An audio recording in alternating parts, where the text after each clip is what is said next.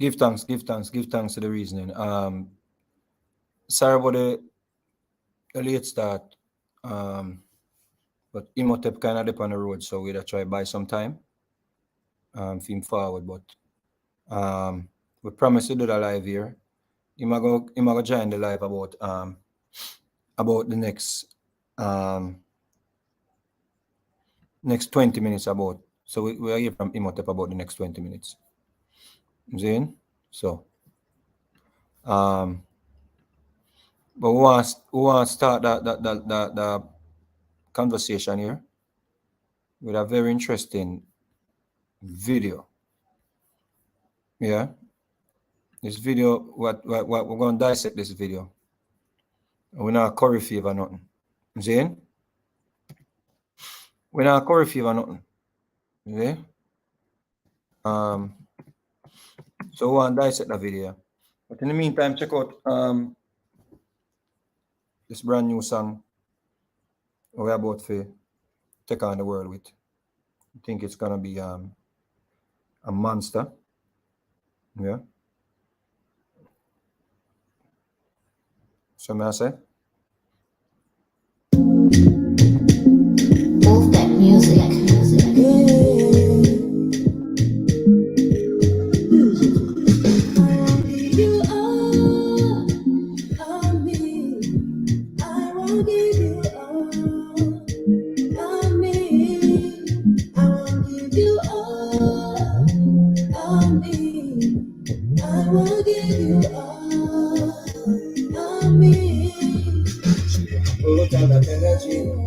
Cause I take the bird that's a medicine.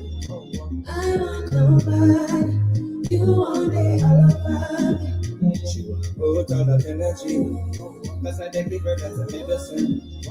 I want nobody. You want it all about me. She say nothing to divide us. Pull up. Move that music. I'm about to go to Nigeria to shoot this video. You are me.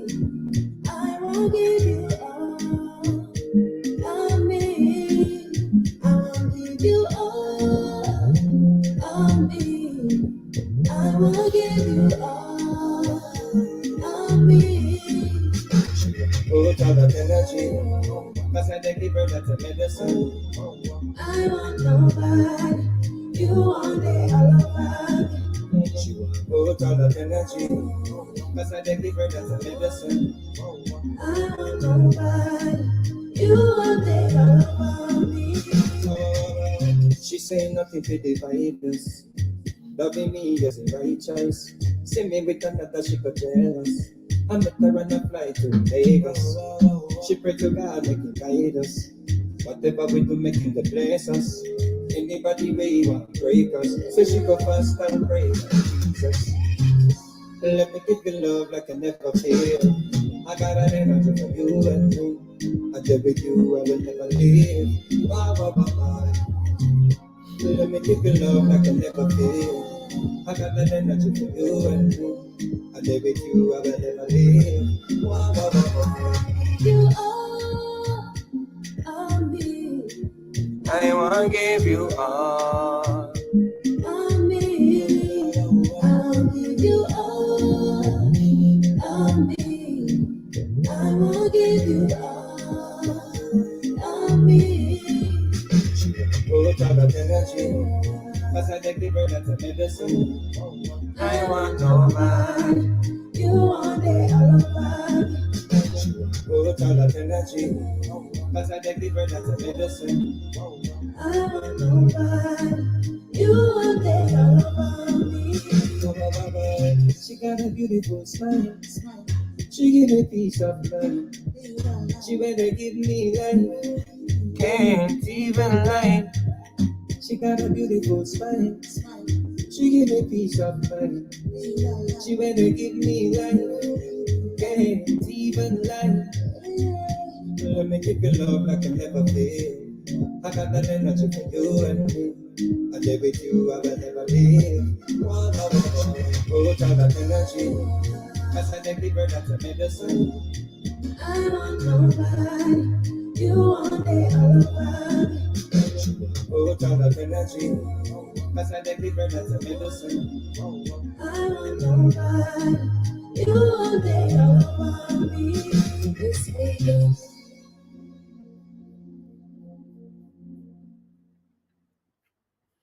All right, so that is Miss V out of Ghana, right? And Young Alf out of Nigeria is actually the producer on this track. Big up yourself, brother Robert. Dillinger, big up yourself. Big up yourself. Donald Curtis Ellis. Zane Kerwin, big up yourself. Mary, big up yourself. Zane. Magnifique Queen. It's a bad name, Magnifique. Big up yourself, Mikai. Zane. Big up Mary already. There are some nice names in the thing here. The name here is the name there. Halubar Helu Habara. That's a nice name. Helu Habara. I may say it right. Helu Habara. Wicked name. So you know, so we connect the thing to Africa. Beverly, we are dissect the curry chicken and the maroons today. Big up yourself, Kenneth. Yeah, man. Kenneth is a brother we always there with, you know. Yeah, Princess, big up yourself. Princess Rookie. Shelly, big up yourself. Zane. Everybody big up on yourself, man. Big up on yourself. Big up on yourself. Akulo. Akulo, this song is actually with Miss V from Ghana. So, you know, it's an African setting. So we soon come Uganda, come do a song with Bobby Wine. Zane. Vanny already jumped the gun, said the Maroons are sell out.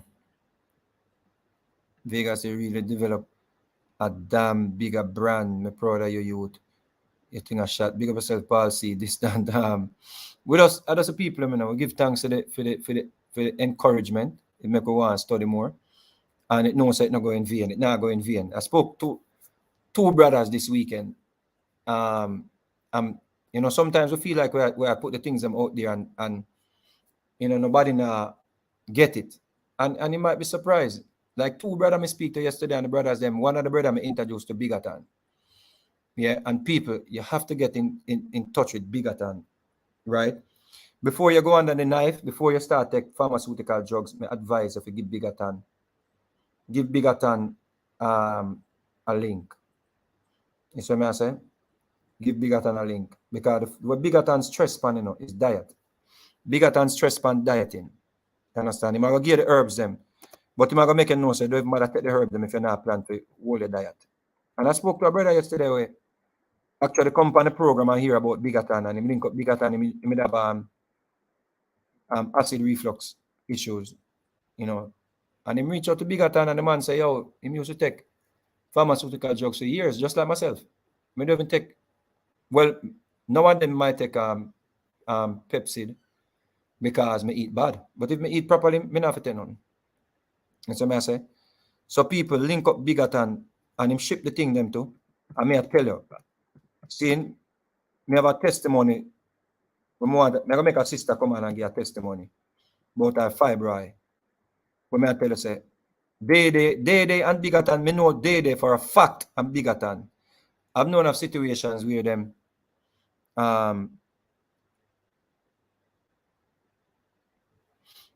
right, me don't know if you can see the number.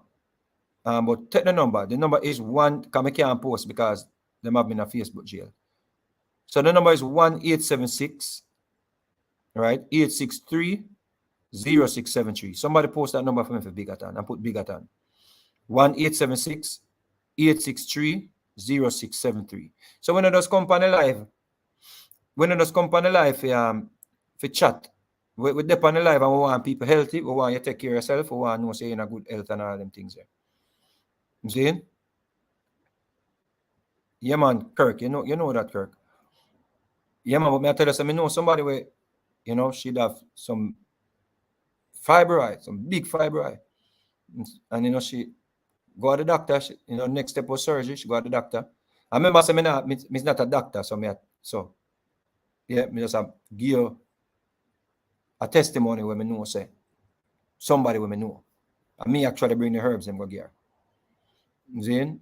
And me I tell her, say, she go back at the doctor. And some of the fibroid them do have not blood. What that mean? It means, say, the herb what she take on the diet. You see, I say her diet, the diet will bigger than put her upon it means, say, you see, I shrink them, you know. So when you see them now have no blood, that means that them can't survive. And as a doctor, them I tell her that, you know, the doctor them I tell her that. And you know another situation where a person have when them call it something kidney stone. Till them want cut her for remove the kidney stone, them want operate on her, whatever them do to remove kidney stone. And they put her on a program and kidney stone slap away, clean. So and ask if the herbs them work. The herbs them work, but it all depends on your diet. Your diet is key. You understand? So the number there, Paul just post the number 863-0673. So you can link Bigatan. You understand? And he will make you know. And Bigatan is not Bigatan is a realist. He might go tell us, say, yo, you need to go to a doctor. If I something way, him know say, you know, the herbs they maybe can clean up. Yeah? So they have it for that a part of the health talk them. Now, I want to pay attention to something. I want to pay attention to something. Zin? I want to pay attention to this. Oh my God. Please don't tell me I'm signing into this thing. God. Where I can find it from this angle. Why do I have to log in? Damn. Let me try log in.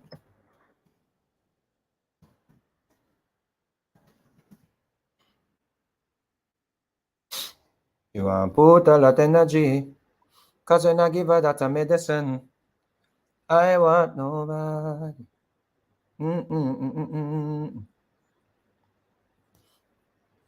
So if we just join the program, we're going to dissect this the Curry and the Maroons. Yeah? So just come in, rope in, and just hold a seat. You see? Don't bother cheat. Just come in and hold a seat. And join the reasoning. And of course, Imhotep I go link in a few. Alright? Imhotep is a youth where knowledgeable upon the subject matter. See? So we don't just want me alone to talk about it because we spoke about it already. And the reason why we are talking about it now again is because I think that there's some ulterior motive go on. Okay? I think that there's some ulterior motive. I'm going to open up an eye this evening and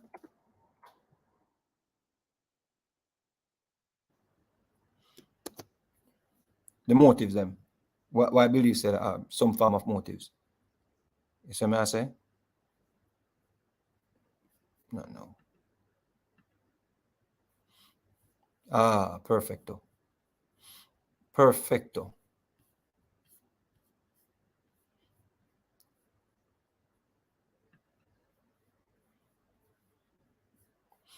Look on your screen.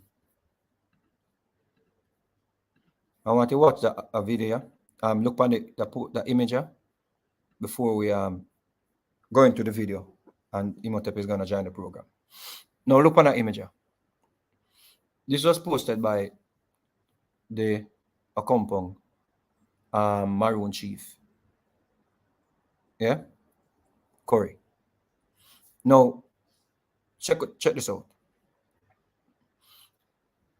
On March 1st, 2022, we commemorate and pay homage, yeah, to the firm and sacred treaty. I want to pay attention to them words, you know. The firm and sacred treaty, firm and sacred, between two sovereign nations. We will get into this, look more, this two sovereign nation business. See? So this is the chief for the compound Maroons, where we see some man on the internet want kill people over. I say people have to chop off and them thing there for them because them quote unquote sell out the money. But watch a man you know. Watch a man you know. In a Black History Month. Just check this out, you know. I'm going to show you how this whole thing is calculated, you know. And the disrespect against the ancestors them were had the rebellion suppressed by the Maroons them. This is what a man decided to put forward in a Black History Month. Just make that sink in, people. You see, a whole lot of Jamaicans and people outside are a whole lot of Jamaicans in the diaspora. We notice once them see a train and go somewhere, them see somebody popular, or especially the females them. Once the females them have a peacock syndrome. It's a peacock syndrome like when the peacock have the pretty tail and the extra long feathers. You know, the peahen them want to mate. Or them see that the peacock as a perfect candidate for them offspring, for bring offspring. Right? Or for reproduce with. So I understand that there is a peacock syndrome with especially the sisters them in the diaspora. Yeah. So a brother come forward and them see this brother as a strong warrior. And him smart and him articulate and all them things there. But look on this. Look at this post in a Black History Month. Celebrate the people that will fight for them freedom. You see that?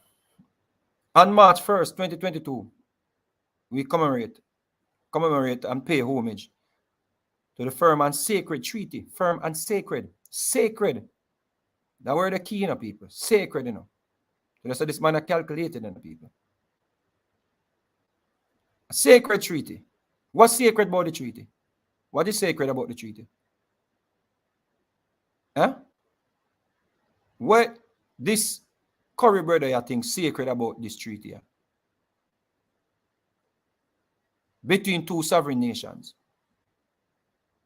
As heir and successor to Captain Kojo, I take this opportunity on behalf of the Maroons. Now, we're going to get into that later, so I want to pay attention to him as him at the basically him at the heir to the throne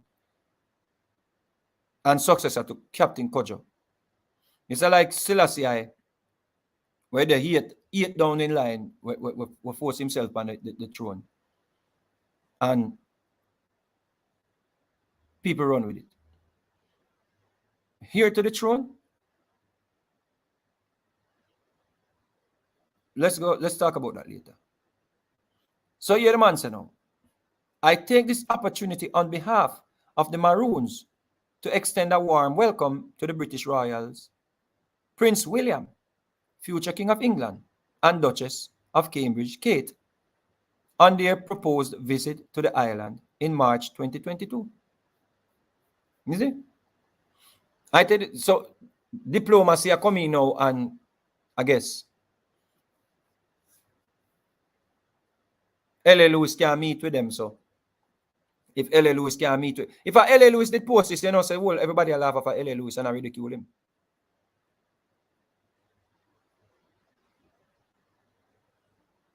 You see? So may I ask you a question now. Let's be realistic on this. One of the things that the Duchess and the Prince are going to come to Jamaica and where am I going to go? For Maroon Town? Well, maybe it's possible. Maybe it's possible. Well, let's see. But if L.A. Lewis did say it, that's a wishful thinking. I'm a madman. Don't it? Big up yourself, Dottie. When they say L.A. Lewis a madman, we say it. So the man say, Zin? That's what the man say. The man say, and the Duchess of Cambridge, Kate, on their proposed visit in March 2022. I take this opportunity on behalf of the Maroons to extend a warm welcome. Now, Is this a joint statement from all of the Maroons them? Because remember saying one set of Maroons in a Jamaica, you know. So this goes back to the argument of, them go meet to the Prime Minister and leave out the Akompong in the Akompong chief. But this man said, I take this opportunity on behalf of the Maroons to extend what America. The Maroons is this just the Akompong Maroons them, or this I go for every Maroon. So let's say him link with the Maroons them, and the Maroons them say, yeah man, put out that statement there. That means that the whole of the Maroons them basically I said the treaty was sacred. A sacred treaty. Sacred. Now, I want to pay attention to something key. That's why I want to know no history and know who not listen to on internet. I notice who like them things here when you see them, put them up, or when them a try.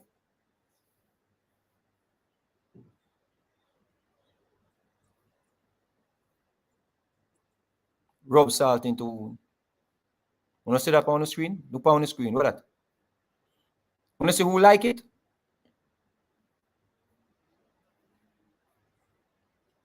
a man is supposed to deal with ancestral type of, reverence. You see, them talking. Them always talk, but them talking to mean nothing, people. You see? Them talking to mean nothing.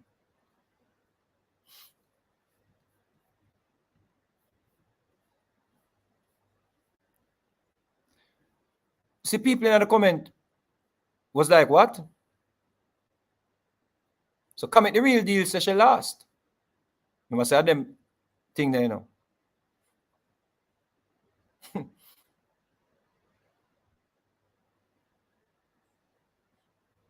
So somebody said, really?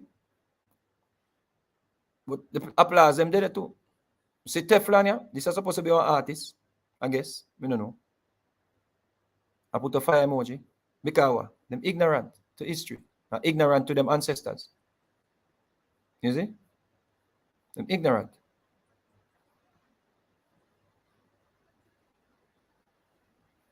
Ignorance is a choice. Yeah? Empress, isn't the future king Prince Charles and Queen consort Camilla? Prince William is much later down the line of succession if the monarchy even stands. Anyway, isn't Jamaica trying to separate from its colonial masters? It's always somebody in the comment ask, isn't Jamaica trying to separate from its colonial masters? No. This man here say, yo, you might welcome them. But then this man here tell about Andrew Holness, a puppet for the Queen. But look who is welcoming them. See that? So the man say now, okay, him need to welcome them because what? Him need to, because what? Because of them zaddy. Because them own them. According to what them say. And them forefathers, them it seems. Now, let's just, a picture tells 1,000 words. What is this? Duck hunting? And this is supposed to be who? Kodja? Who is? A Kodja that? Who is that supposed to be? Eh? What is this? Duck hunting? Or slave hunting? Let's check the picture.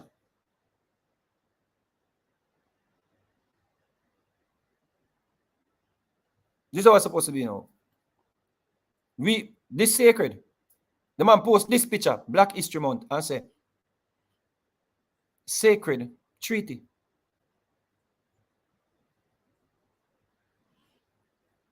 Let's understand that.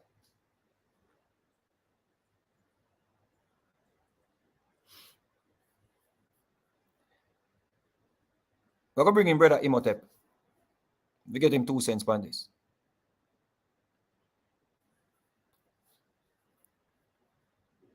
You might mute, brother. Yeah, man. Peace, love, and light. Peace, love, and light, family. Oh, yeah, going. Thanks. Give thanks. I've had a little late start, but you know, so business come. I have to take care of Word, business. word, That's all. word. Give me a 2 cents pan this picture here. What is the message here? Yeah, it's kind of convoluted in a way. You know? It's kind of confusing because one would try to tie in the photo with the post of Richard Curry, right? So one would assume that this photo is a depiction of the peace treaty, you know, but at the same time, it's not a reflection. You know, I mean, for someone to analyze that photo, they will be looking at to say, well, it's like a maroon, a look upon a British man in a skepticism, in a skeptical way. If it was supposed to depict a peace treaty, then we're supposed to see like a document, a sign, or some paperwork in a hand and then something there. You understand what I say? Are my exchange blood? Like my boy did say. Yeah, well, that is folklore. That never happened still. That is folklore. Daniel said, Kojo cut him hand. Fairy tale. And the white man cut him hand and them exchange blood. Blood code, fairy tale. But what's funny, Daniel came on the program and created a whole and took like 3 hours to tell us that the treaty is where we are read. The treaty where we are read is rubbish or is not valid. But now the Maroon chief, I use the treaty where Daniel said invalid. Yeah, and let's talk about that treaty there a little bit, right? That 1739 treaty. Richard, I go bring it up. Yeah. So I can't say the program now. Yeah, so I just want to point out that the Treaty of 1739 was only applicable to the Trelawney Town Maroons. Let us bring in the treaty since you're at it. Let us bring in the treaty.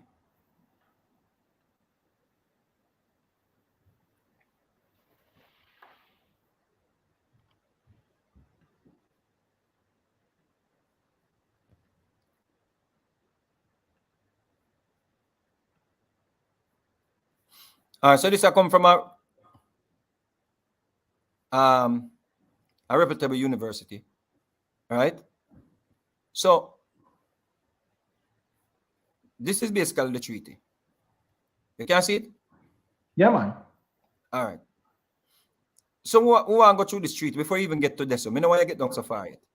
So this is the sacred treaty, brother. This man called this a sacred treaty, bro. Word. Zin? Yes. So we dissect this already. But now that we have the people in my curry flavor, I get caught up with the curry flavor. I could dissect it again. Zin? So in the name of God, amen, we're as cap. Because remember, I said this is what the chief are using. You know? So there's no argument now that Kojo cut him and give the white man blood and the white man exchange blood with him. This is what they're using. This is what him quote every time him talk about the ancestors them and say the ancestors them all right. could have joined the Maroons them and they did not. You see? So articles of pacification with the Maroons of Trelawney Town. You see what you just see a while ago? That is key what you just see a while ago. So all the other Maroons them we are make up nice, you know. That means we need to educate ourselves, people. We need to educate ourselves in an era where information is privy. We can't just load up and make a bag of nice and we have information at our fingertips. What Imhotep just said is key. The treaty is only between the Maroon towns, the Trelawney Town Maroon them. Yeah, because before it was named Trelawney Town, it was named Kojo Town. Because it was built by Kojo. You get what I said? It was built by Kojo, you know, so it was called Kojo Town before it was called Trelawney Town. Because remember, the peace treaty was between the white man named Trelawney, Edward Trelawney, which the parish named after him. So a lot of people never even know that Trelawney is actually a white man. yeah, word. So the initial name was Kojo Town until they changed it to the Trelawney Town Maroons. So that's why they made sure they put it in writing that the treaty was between the treaty of 1738, 1739 was between the Trelawney Town Maroons, Kojo, and the Trelawney Town Maroons, which is the Trelawney Town Maroons headed by Kojo. Nobody else. So it have nothing to do with the Windward Maroons them. It has nothing to do with the Windward Maroons. They actually had to go back and do a different treaty. The reason being, because let's go back a little bit further, right? The first so-called slave rebellion took place in like 1690, right? The person who was the leader of that slave rebellion was said to be the father of Kojo. You get what I'm saying? Now, Kojo, it is said, is related to Kwao and Nani. You get what I'm saying? So when the British did the peace treaty, they did the treaty as Kojo being the leader for everybody, the Windward and the Leeward Maroons, when that was not the case. So because, that's why there was already a Maroon war before Kojo them and the British war. Yeah, because we can go back to 1655, right, when the British first invaded Jamaica, right? There was one de Bolas, which no one speaks about, right? There was one de Serras. So there were two different Maroon groups. When the British invaded, right, the British got one de Bolas to fight on their side. They were paying him as a mercenary to fight on their side. And one de Serras was fighting on the side of the Spanish. After the Spanish left for Cuba, right, then there was a war between Juan de Bolas and Cesaras and Juan de Serras. You get what I'm saying? So that was Juan de Bolas was one of the first Maroon leaders, and Juan de Serras was one of the other ones. And they were both fighting against each other.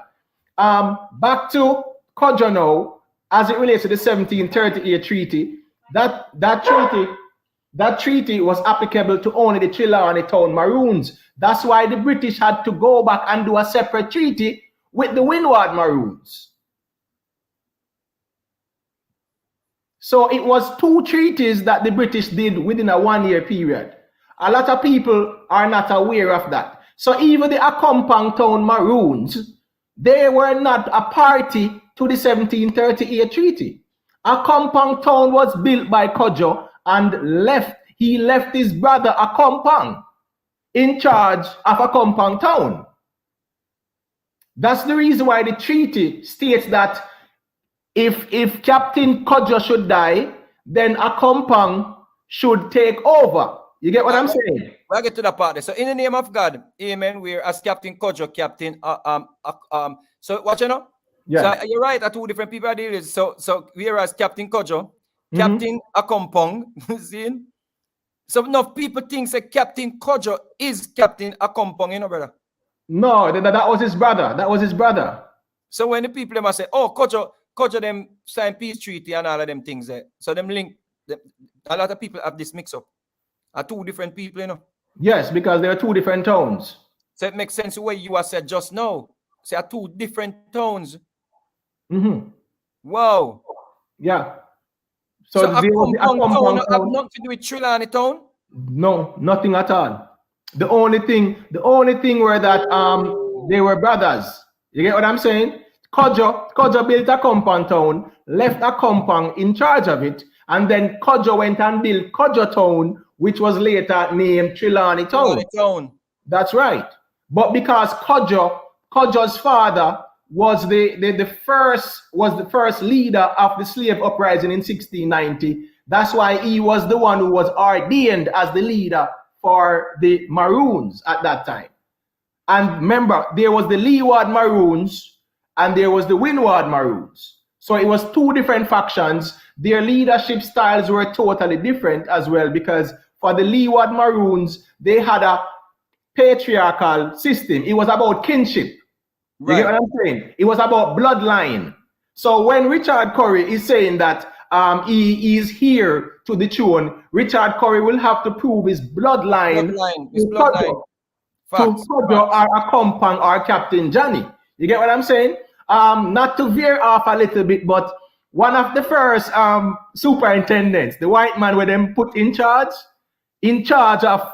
of Trelawney Town, because when Kodjo died in 1764, Kodjo died.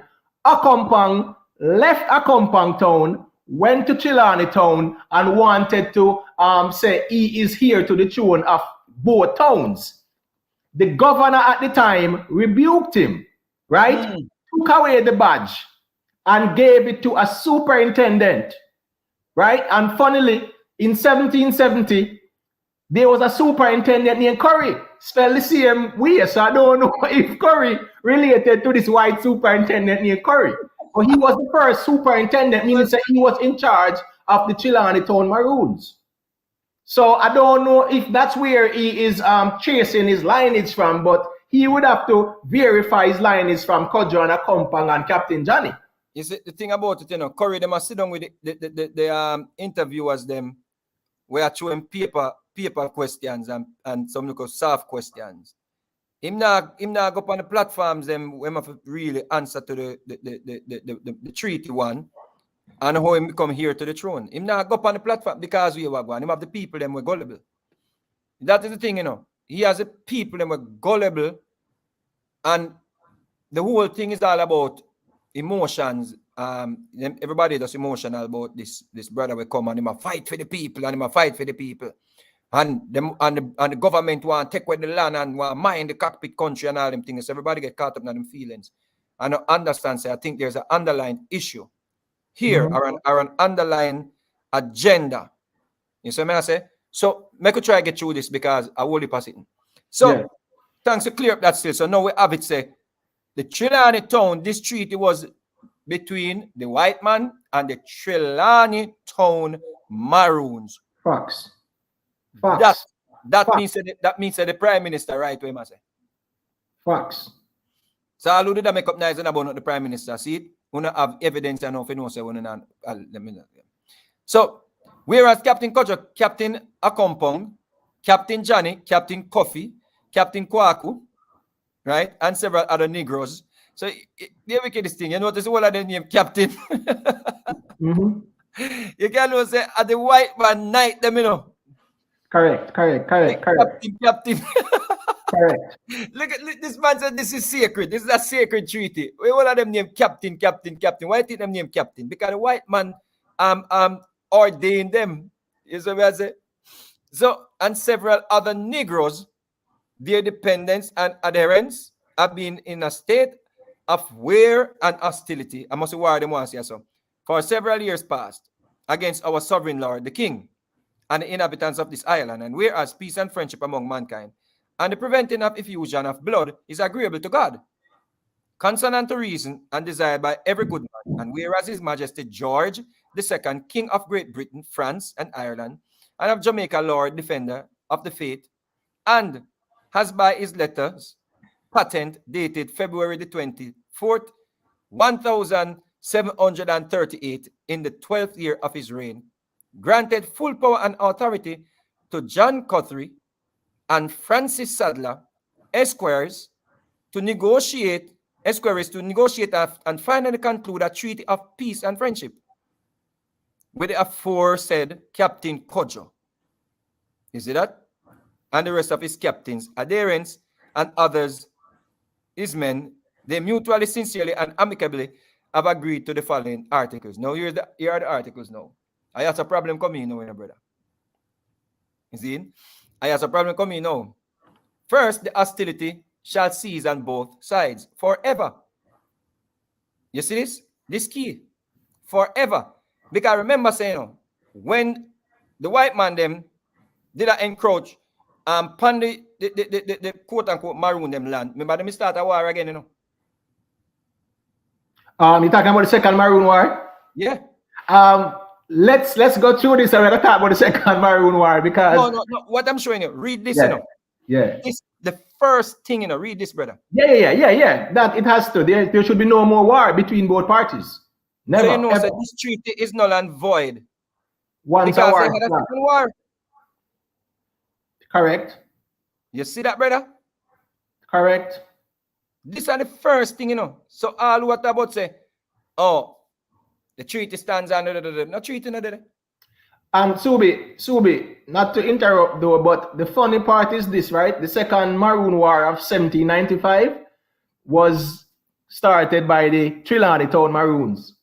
They are the ones who broke the treaty. So did they re-sign a treaty? No, they never re-signed a more treaty because the 1795 Maroon War, look on the irony of it, brother, right? I know we're gonna go through the treaty, right? The 1795 Maroon War was started by the Trelawney Town Maroons, and they were disgruntled because two of their own Maroons were caught and tried for stealing 2 pigs. Right. Listen where the white man do, The white man allow a slave to flog them. You get what I'm saying? In the presence of other slaves. The irony of it is that the slave who flogged them are the same slave where the Maroons and did capture and return to the white man.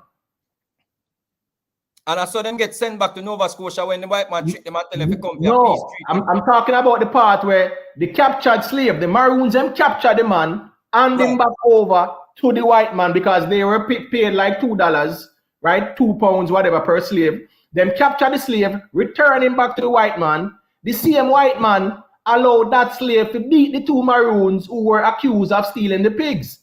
And while they were beating the 2 Maroons, the other slaves who the Maroons them captured to and return did a mock them and a jeer the Maroons. And that started the second Maroon War in 1795.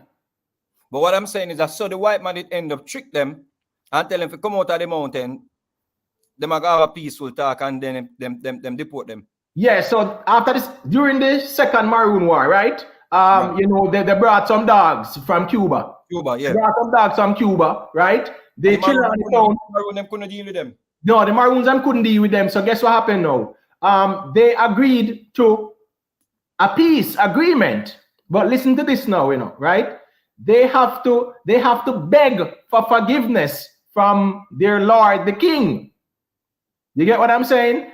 What happened as well is that the lieutenant governor at the time had promised them that they would not be, displaced or anything like that.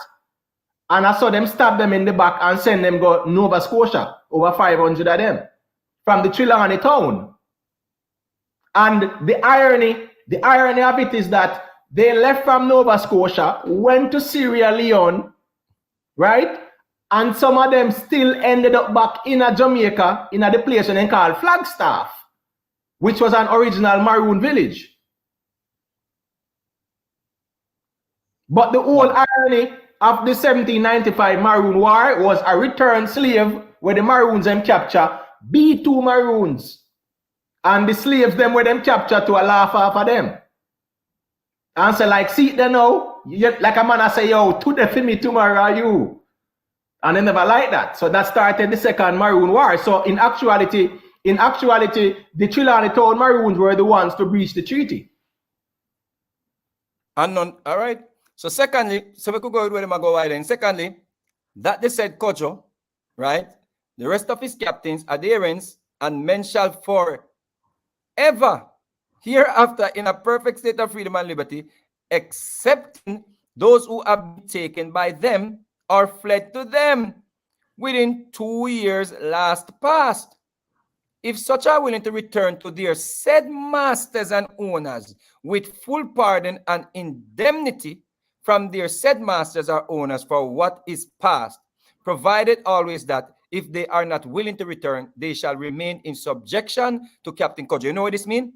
They must remain a slave to Captain Kojo. You want to stop playing with me, And I just want to interject a little bit there, because guess what happened now, Subi? The British Assembly had to even go back and amend the peace treaty to say that the Maroons cannot have slaves up there. Because this part, right, had to be amended. But check this out. Check what this man come put in a Black History Month. Say sacred. This man and Buju Banton nobody like it. Right? This man put in a Black History Month. Say this treaty is sacred. Mm-hmm. What it say? It said, if they are not willing to return, they shall remain in subjection to Captain Kojo. Yes. And in friendship with us, according to the form and tenor of this treaty. Thirdly, they shall end. But you see, everybody, everybody sell out. So what is? Expecting those who have been taken by them or fled to them within 2 years last. So that means that anybody would come to 2 years before the treaty, we have to return them. So imagine this. We sign a treaty, so here all I want to run with 2 years now. We never go back. So the argument with this man here come and say, he might put out video. And the slave, or whatever you call them, had the opportunity to join with the Maroons or what? That was when the Maroons were free and had their autonomy. And that period was from 1655 to 1770. Right. Because within that time, right, 1655 to say 1738, that was the only time when the Maroons had their freedom and autonomy, in that slaves who ran away could join the Maroons, because that was how it started. Anyone who fled from 1655 to 1736, 38, they were free to join the Maroons. Nobody could compel them to return, and no Maroons could return them. You get what I'm saying? No, that's 1738, because when the treaty was signed, 1738, right? 1738, good. What it is saying, it is saying 2 years prior to 1738. Correct. Right? Them must return them, or if them no want return, Kojo must keep them in subjection. Correct. Right? One cannot be subject to another than a prince. When they desire the relationship of the Maroons to Captain Kojo as subjection, one must ask, who is the second party in the relationship of subjection? One does not describe a relationship between a colonial governor and the people governed as subjection. Rather, one describes the relationship between a monarch and their subjects. So that means a Kojo will literally rule over them. Correct. And in a friendship with us, according to the form of the tenor of this treaty. Thirdly, they shall enjoy and possess for themselves and posterity forever all the lands. Now, this is where them conveniently hold on to. Right? Everything else, no, what we talk about, but we need to have to return slaves if we don't want that privilege. We need to have to help the white man to suppress all rebellion if we don't wanted this freedom or this privilege. Yeah, and Subi, it's important for us to note that 1,500 acres was given to the Chilani Town Maroons. No, we get to that now. See it. And this is important with the video I'm gonna play after. With Miss Sister Kabu Mahat. Right? This is key. I want you all to take note of this. And this rings again to what you said earlier about the Trelawney Town. Only the Trelawney Town Maroons this treaty was for. Got the 1,500 acres, correct? Yeah. Correct. It's for themselves and prosperity forever, all the lands situated and lying between Trelawney Town and the cockpits. Correct. To the amount of 1,500 acres, bearing northwest from the said Trelawney Town. Correct. Fourthly, they shall have liberty to plant the said lands with coffee, cocoa, ginger, tobacco, and cotton, and to breed cattle, hogs, goats, or any other flock, and dispose of them of the produce or increase of the said commodities to the inhabitants of this island, provided always. And when they bring the said commodities to market, they shall apply fish to the customs or any other magistrate of the respective parishes where they expose their goods to sale. Fifthly, that Captain Kojo and all the captains, adherents, and people now in subjection to him, you hear that? Now in subjection to him, the people who are under him, shall all live together within the bounds of Chile. Watch it again now. Watch it, brother. Watch out. Shall all live together within the bounds of Trelawney Town, and that they have liberty to hunt where they shall think fit, except within 3 miles of any settlement, kraal, or pen, provided always that in case the hunters of Captain Kojo and those of other settlements meet, then the hogs to be equally divided between both parties. That means the man say, yo, if we don't go hunt hog outside of Trelawney Town, 3 miles outside of Trelawney Town, that means we don't have to share up the hog with the people in front from that settlement there, you know. Sixthly, this is how the Captain Curry love quote. Mm-hmm. That the said Captain Kojo and his successors do use their best endeavors to take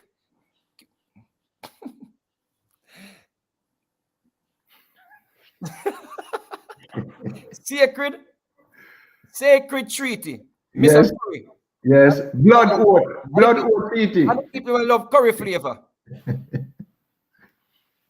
And Mr. Buju Banton was supposed to be a freedom fighter and supposed to talk about ancestors and all and something there. Yeah, if you know better, man. You over there like a post where a man say a treaty was sacred, brother. No, Buju. Me lose half of you, brother. You supposed to correct curry, Buju Banton. A man spend so much times in a lockdown, me know so you must at least come across them information here. Or me don't know. Or if you don't come across the information, then maybe you need to study it. You need to correct curry. Sixthly, that the said Captain Kojo and his successors do use their best endeavors to take, kill, suppress, or destroy either by themselves or jointly with any other number of men commanded on that service by His Excellency the Governor or Commander-in-Chief for the time being. All rebels, wheresoever they be throughout the island, unless they submit to the same terms of accommodation granted to Captain Kojo and his successors. All right. So this Subi is applicable to also the Windward Maroons and any other Maroons. You get what I'm saying? What the British were doing, you know, they were playing a game. They were setting up Kojo, right, and the Trelawney Town Maroons against anybody at all. So be it slaves or Maroons, if Maroons from the Windward were to rise up, then Kojo had to go and do what? Suppress that rebellion. And we saw that throughout the course of history. This man come tell me, say. This man come tell the people them now. In a video. That the slaves them had a choice to join with the Maroons. That was before the treaty. No, him attack after the treaty. Well, after the treaty is nonsense. Oh, because you know, I'm gonna play it. I'm gonna fight and play it. Because the man said they had a deal with the British state, an extradition deal. And this is it right here. This is where I'm love recite. This sacred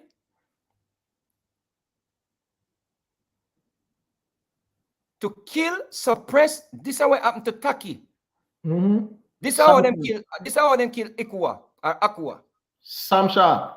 This is how the Sam Sharp rebellion only was able to get underway because the Maroons them did a stand out to them pay. Coffee too. You know, they suppress coffee. Three Finger Jack. Word. Paul Bogle. We're not sure. But based on the history, we know about Paul Bogle. Correct. That's facts. That's historical facts. And the Maroons them suppressed the Paul Bogle's rebellion. What's sacred about the treaty, Mr. Curry? From Black History Month?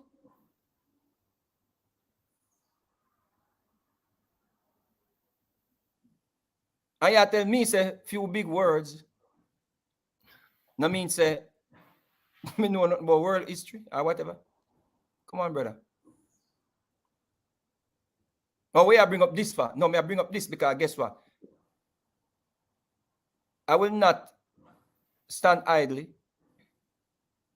and idle and watch and listen to nonsense or people proliferate garbage or disrespect the ancestors and will fight for we come out of chains and shackles.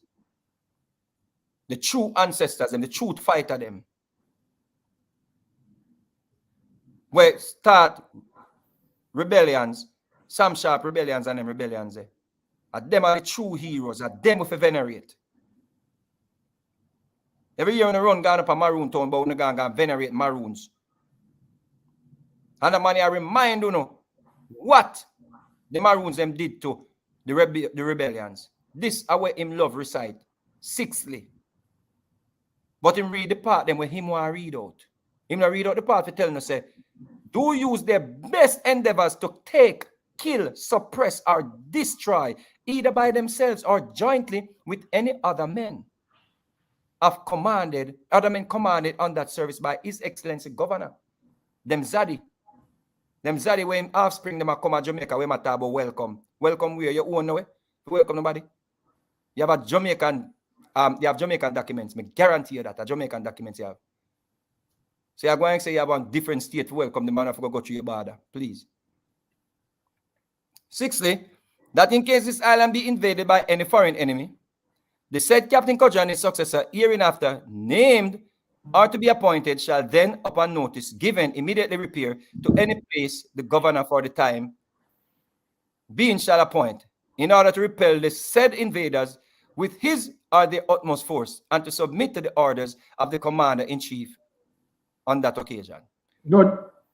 So that means even foreigners invade Jamaica right now, at the Queen lands same way. So the Maroon them supposed to defend Jamaica even now.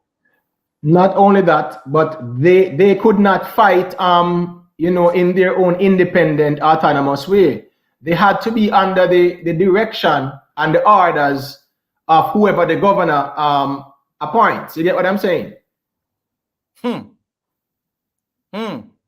So what a lot of people don't realize that this treaty, this 1738 treaty, bounded the Maroons in servitude rather than freedom. Because prior to the 1738 treaty, the Maroons were free to plant anything, anywhere. If you go back to, I think it was the fourth article number 4, where they're talking about they can plant this and plant that. Notice there was no sugar cane. The British forbid the Maroons from planting sugar cane. So if the Maroons were free and autonomous, how can the British forbid them from planting sugar cane? On them own land. On them own land, and the Maroons could not plant sugarcane, and that's a fact. So it shows that their autonomy and independence was taken away from them with this 1738 treaty. Wow.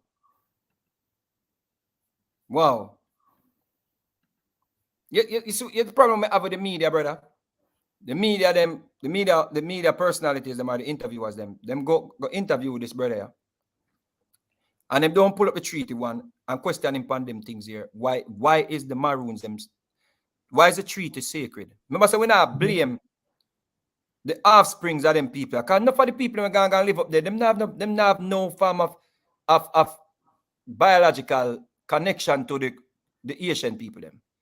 Enough of them are people from all over Jamaica go up there and claim that they are Maroons. Yes. My mother could have claimed that she is Maroon. She come from St. Elizabeth. You see me I say? Yes. So my mother maybe a descendants from up there. Yeah? So, and if you look on her features, she have the straight African features. So maybe she come from up there. Maybe not, because them start interbreed with the white man. So maybe that's why Daniel look half white. Subi, one of the biggest misrepresentations we have seen being spoken about by the Maroons is the 1,500 acres that they were allotted. And we're talking about these current Richard Curry, a compound town Maroons, are saying that they were given 1,500 acres. 15,000. They said they were given 15,000. Well, based on the treaty, based on the records, right? Based on the records, a compound town got 1,000 acres. 1,000 acres, a compound town. The Trelawney town got the 1,500 acres. Not the compound town Maroons. Okay. Got you. All right. So with that seventhly, with that already seventhly, so they have to fight with the British them if anybody try to take over the island.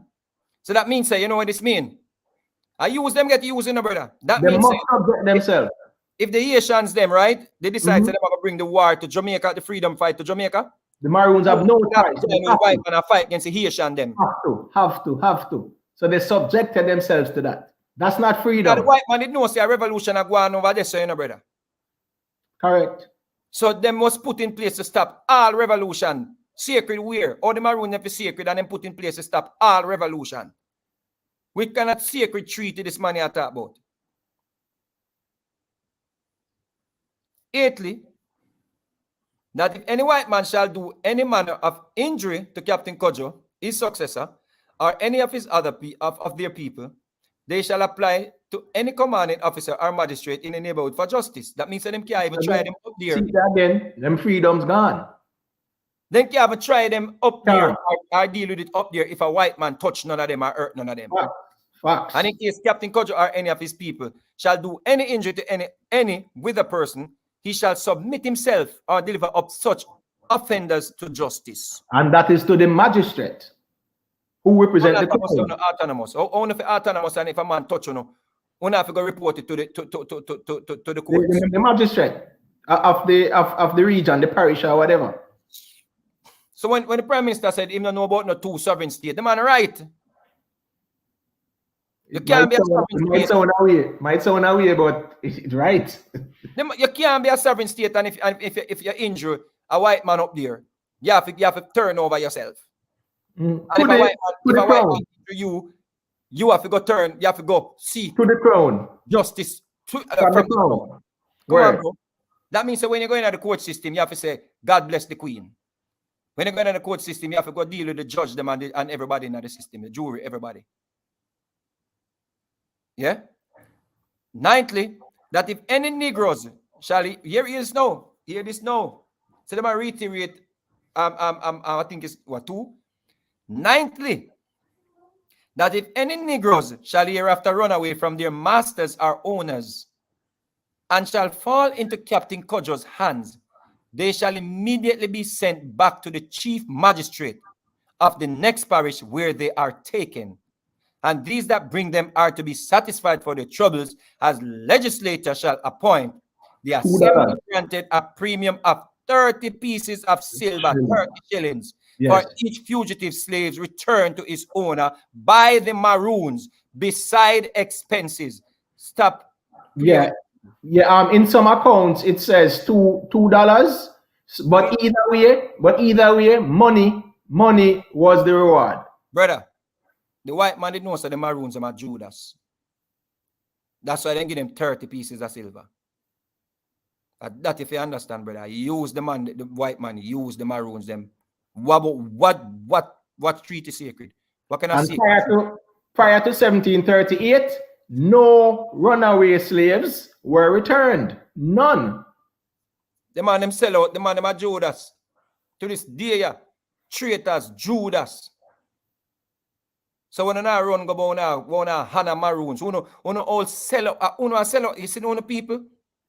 People, ancestors, them bleed to death and work to death and fight to the death. Uno run come no run go Maroon town a year time, but una give reverence and a beat drum. Una some sell out. Uno know the history. And anybody will forget them history, I don't study them history, bound to repeat it. Understand that. Ninthly, that if any Negroes shall hereafter run away. Remember, say Daniel said this treaty is not valid and a blood them using on. Curry the captain at this him a use. At this him a present to the public. And at this dep on record. This is what is on record. So we can't go around this. These are the only piece of document where them can go after with anything where they matter about. Facts. You understand? So what's sacred about the Maroons them? Nothing is sacred about the Maroons them. The Maroons them are the traitor. The treaty where the Maroons them signed was to return Negroes for 30 pieces of silver that were documented. If we are going to honor the Maroons them, why we not honor the white man who take we out of Africa? Why don't we honor the white man? Why Mr. Rastaman, like Buju Banton? I like them posts here, Korea post about sacred treaty. Then why Buju Banton don't honor the white man who put us into slavery? Why they are the Rastafari them when we see support the Maroons them? Why is it that we don't honor the white man we take we out of Africa? If we are going to honor the people, then we work with the white man to suppress every rebellion. Jamaica was supposed to be the first society or state or country or whatever you want to call it to get freedom. Subi, not to interrupt, but the Haitian Revolution was influenced by what transpired in Jamaica. Even the Taki rebellion that inspired the Haitian Revolution. Brother, remember, so Haiti took us as a marker. Why you think Bookman Runway left Jamaica? The Maroons, they make Bookman Runway. Know that, people. Bookman ran away to Haiti and gave them the idea and link up with the Haitian, the Africans, them with the side there, over there. So it was Bookman's idea to start the revolution in Haiti. And him dead early in the war.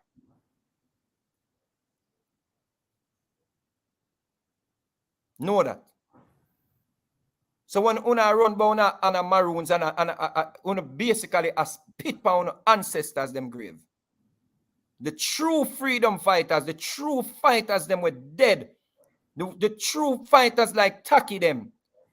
The true fighters them where the Maroons them kidnap and handed over to the white man to hang them down a parade. The reason why it's called parade is because them used to put them up on display. So nobody else not start a revolution. So them put them on display for days like I make them carcass bust down a parade. That's why it named parade. Understand that. So there's nothing to venerate about the Maroons them. So this man come Black History Month. I talk about treaties sacred. This man is an agitator. I'm telling you, you know. Him not have no respect for the ancestors. I guarantee you say him is not no lineage. Him lineage don't link with Kojo. I guarantee you that. Me pay him if him lineage link to Kojo. As Mr. Subi, the only person affiliated with the Maroon community was the superintendent, the white man named Curry. And you know, he was in charge of the Maroon community. So contrary to popular belief, because if we follow like Curry them and Daniel them, we would think that from the 1738 treaty come all the way to now, there was a succession of the Maroon lineage. That was not the case. There were for many years where it was white superintendents who ruled over the Maroons. They never had a chief, unless the superintendent appointed a figurehead. So a lot of us will assume, say, well, a long time the Maroon chief them come up the line up to this day. That was not the case. That was never the case. There were times when a white man rule over the Maroon towns. We're going to get to that. Look again. The white man put it in the treaty about 3 or 4 times, reminding Kojo and the sellout them and the traitors them what is their main purpose, brother. See it again, 10thly, that all Negroes taken since the raising of this party by Captain Kojo's people shall immediately be returned.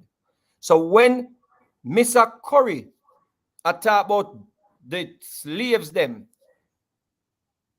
or the Africans them had a choice to join with the Maroons, you only can tell that to the done-said Jamaicans them and the done-said people them where look likes. And the fly by night them will see you as a good baby father. Because them see you as a strong lion. But you can't fool the real sisters them boy when you have the peacock syndrome. You see that? That means anybody will run away after the peace treaty, 2 years prior to the peace treaty and after. Captain Kojo swear to return them to the white man. Understand that. 11thly, that Captain Kojo and his successors shall wait on His Excellency or the Commander-in-Chief for the time being every year if thereunto required. What does it mean? Them subject themselves again to the crown. What am I wait, Panyaso? I don't know at all. This is ambiguous, right? The concept of waiting on his excellence implies a certain subservience, as if a Kojo was a courtier. However, it is equally likely that it was merely an agreement to keep negotiations, the lines of communication open, expressed in ignorant colonial style. Even if this is not the British intent, it is doubtlessly the way it was explained to the Maroons. Right? No slave will revolt, win his sovereignty, and then agree to be subservient to it. You see this? Read this, brother.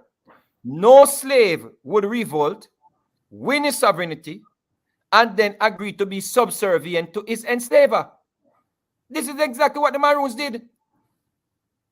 Claims to them win them freedom, but then after you wait for the white man, the slave master them every year for anything where they want, any changes, any this, any that. So they were subservient to who? To the enslavers. And I talk about them free way. 12, that Captain Kojo during his life and the captain succeeding him shall have full power to inflict any punishment they think proper for crimes committed by their men among themselves. Death only excepted. In which case, if the captain thinks they deserve death, he shall be obliged to bring them before any justice of the peace, who shall order proceedings on their trial equal to those of other free Negroes. Again, where is the autonomy and the independence? Or you're sovereign, and you have to go in That's front. right. That's right. So all who did that cuss out the prime minister when the prime minister said no about no two sovereign state. Rubbish. And this man come double down and get the loggerhead them.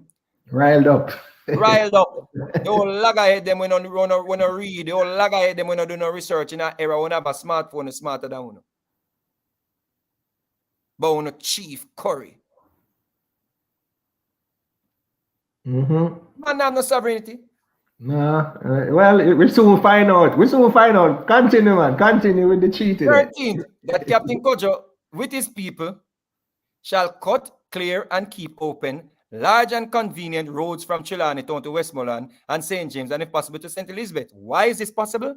Why is it so? Because the white man want access. Not only that, they are what? Working for the white man because they have to cut the road. The white man want access, but the white man not cut the road. And them have to go cut the road, so free labor that. The treaty never paid them for that, you know, brother. That a slave labor. Good catch. You get what I say? Them have to cut out the road so the white man can have access. So if anything go on, them can come up there easily. And they never pay them for that. And this man is welcoming the future king and the duchess. Yeah. He must put a red carpet. Because truth be told, I use the Maroons them. Facts. Use them and dump them like trash. Make them cut out all the road them for free. You know how that is? To them Hilitarians there. Michael Solomon Burke asked, did the Maroons have a choice? Yes, the Maroons had a choice. 100% the Maroons had a choice. If they were not suppressing, when Taki took on started the revolution, he had the white man them on them heels. Taki them get some poison powder, where they must say Obia, and when they go so.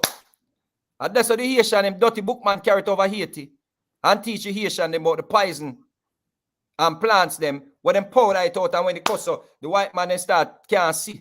The white man them not see which by them turn. So the people them say Obia. So the Maroons then come and say, no man, we have better Obia, man. Boom. We can't get around the Obia. Because the white man start afraid of the thing when they call Obia. That's why them get death sentence for Obia. Yeah, Subi, since you're talking about Obia, right? You see, back in Maroon history, Obia was a title. You get what I'm saying? Okay. The most influential person, apart from the chief, was the Obia. That was the person's title. You get what I'm saying? Especially among the Windward Maroons, where they said Nani was one of the leaders. The Obia was the advisor to Nani. So that person was revered. So Obia is not only the ritual or the practice, but that was a title that was highly revered because that person was considered to be spiritually wise and could perform certain rituals and acts. So they were called a Obia. That's why we get the term Obia man or Obia woman.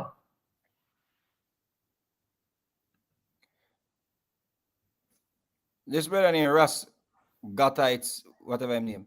What and who is a maroon? Vegas need to stop talking, whatever. Me don't know what you talk about Russ Gottites.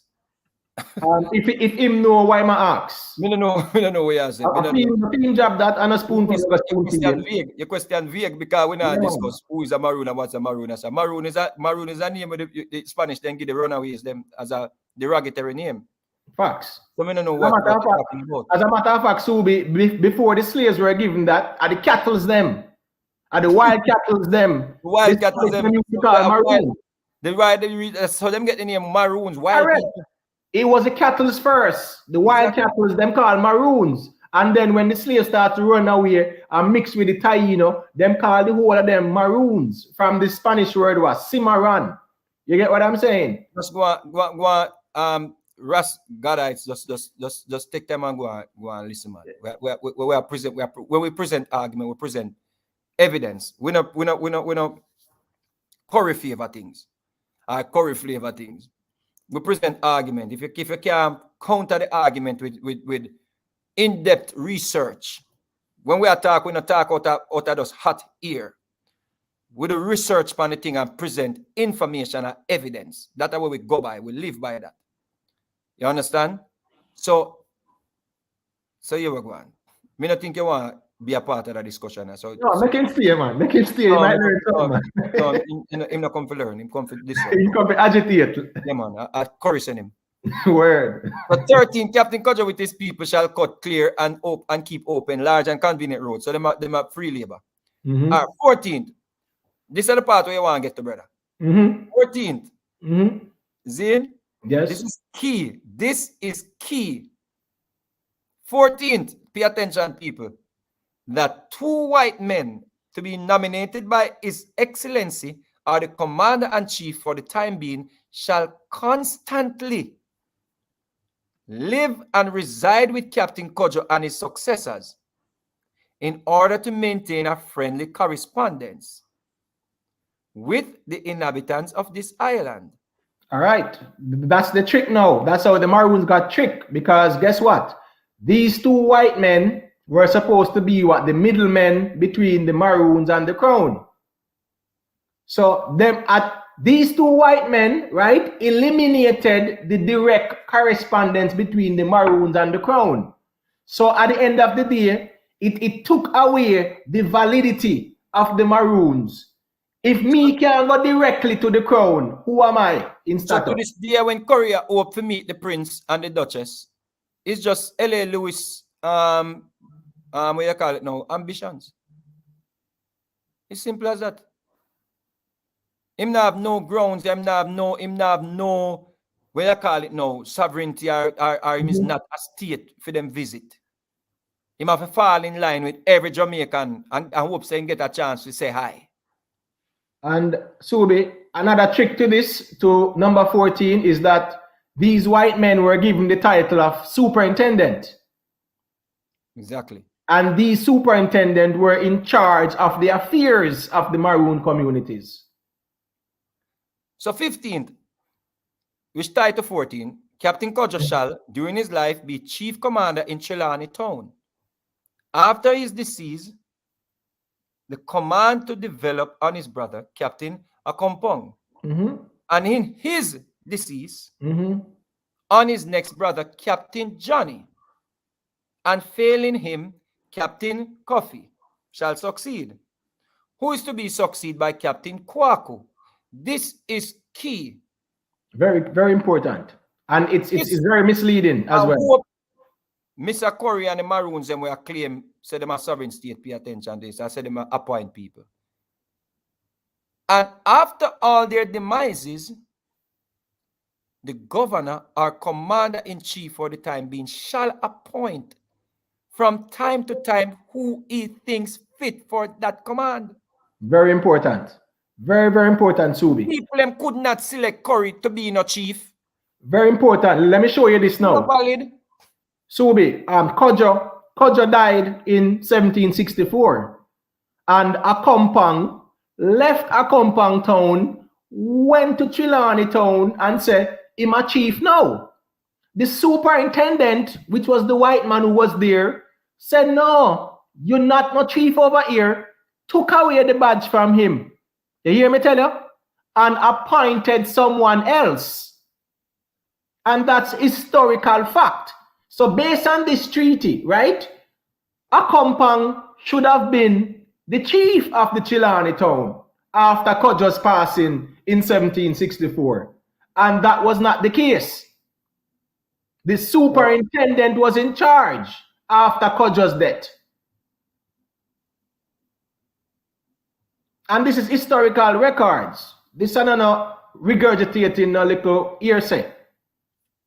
Not only that, Subi, Kofi and Kwaku were not Leeward Maroons. They were Windward Maroons. But again now, the treaty was based on Kojo being the head of all Maroons in Jamaica because of his supposed affiliation with with Kwaku and Nani and stuff like that. But this treaty was not applicable to the Windward Maroons. That's the reason why the British had to do a separate treaty for the Windward Maroons after the 1738 treaty. Wow. I'm just because time is of importance. I mean, people want to go watch the Super Bowl. I'm gonna play. I wanted to play this video, this discussion or this conversation with Kabu Ma'at, because I think this is important for us to understand what is really going on with this Curry brother. Right? It's. I don't want people to take this. I hear Sir P mention something about this Curry brother. True intentions, and I'm really checking his demeanor, his way, how him try agitate, like him as an agitator, try agitate some form of unrest or division among the people. Them like him, I try get Jamaicans say jump on him side and then put out information that them want mind the cockpit country and that's why I'm a fight feet. And them thing to get on the people's weak spot. And of course, people are going to support that because people are saying, no mining, no mining, no mining. So it is important for me to play this video based on what people claim say are the reason why they support Curry. Yeah? Because the whole supporting of the whole Curry flavor is because of the whole cockpit country. Nobody never did a talk about this man before the cockpit country argument. But the truth be told, is it really about saving the ecosystem? Is that the case? Or is there a bigger plan where we overlook? If it's destabilized. You see? Notice everything this man documented and put it forward to the media and put it forward to the public because he want to get the public them riled up. So something in a something. I could check where I go and know if I really, where him say I fight for. You see? Him not come have them discussion with we. Nah, come on. No, they not come at all. Daniel come and tell be a lie. Yeah, nah, come on. But it backfire because the Maroon chief, quote unquote chief, where him I go with? Him I go with the treaty. Want to listen to this thing here. This may be more important than the Super Bowl. This is a key piece of key information from Sister Kabu Mahat, and I respect our Sister Kabu Mahat. Went in on this with this interview, and she's trying to interview Curry where I hide her. It seems because her knowledge of the whole treaty and everything is is more advanced than the people who are interview Curry. We are venerate the Maroons them, the sellout them, the traitors them. Subi, before traitors, but if you a Maroon and a venerate Maroons, and when we talk with the Maroons them do, that means we not support the traitor them. Yeah, Subi, before you go into that, right? Back to Article 15 of the treaty, right? Right. Article 15 of the treaty shows that even Richard Curry has no legitimacy. That's what I said. Because at the end of the day, it says that after Kojo and is the white man must come appoint. All right. So we want to know if it's the white man represented by the crown appoint Richard Curry. If not, he has no legitimacy. None. No, that's why I put out sound same way me to the Duchess and because apparently he want them to appoint him then or to validate him. No, him have a L.A. Lewis ambition. Ready. Check this out, people. Very special guests in this segment of the program. Well, let this run down and just listen here.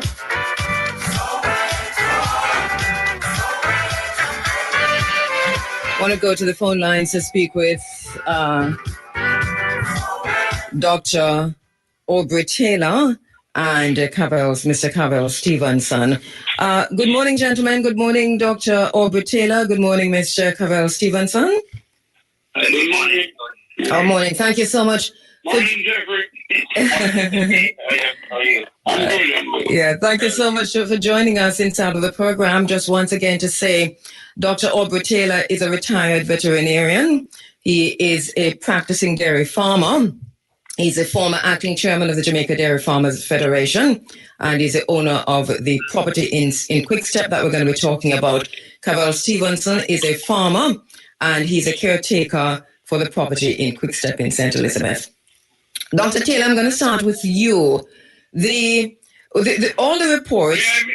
Good morning again. May I make a correction? I'm not Dr. Aubrey Taylor. I was an animal health assistant, so I don't carry the title of doctor. Oh, okay, as a vet. Yeah, okay, great. All right, so let me start with you. The newspaper reports and all the reports last week spoke about a standoff involving residents and the police in the community of Quickstep in St. Elizabeth. And they said that even though it was called off, they said several members of the police force were trapped in the community last Saturday after the residents mounted roadblocks to protest against an eviction notice, they said, which was served on them by someone who was claiming to be the owner of the property. The residents at the time said that they were informed that the land was sold. They also claimed that the property belongs to the Maroons, and that the police were also trapped in the community. The property that we're talking about is a property owned by you, right? Yeah, correct. Let us talk about the history of the property then, because here we have residents who have said on camera to media houses, this property is owned by the Maroons, and here we have someone who has served notice on us. What's the history of that property? Who owns the property? You know, it's unfortunate that there's no living resident in Quickstep that is as old as the length of time that my late grandfather bought that property and transferred the title to his name. It's a registered title, the property. And for a property to be registered, it first has to be surveyed. This property was surveyed when my grandfather bought it in 1917. That's over 100 years ago.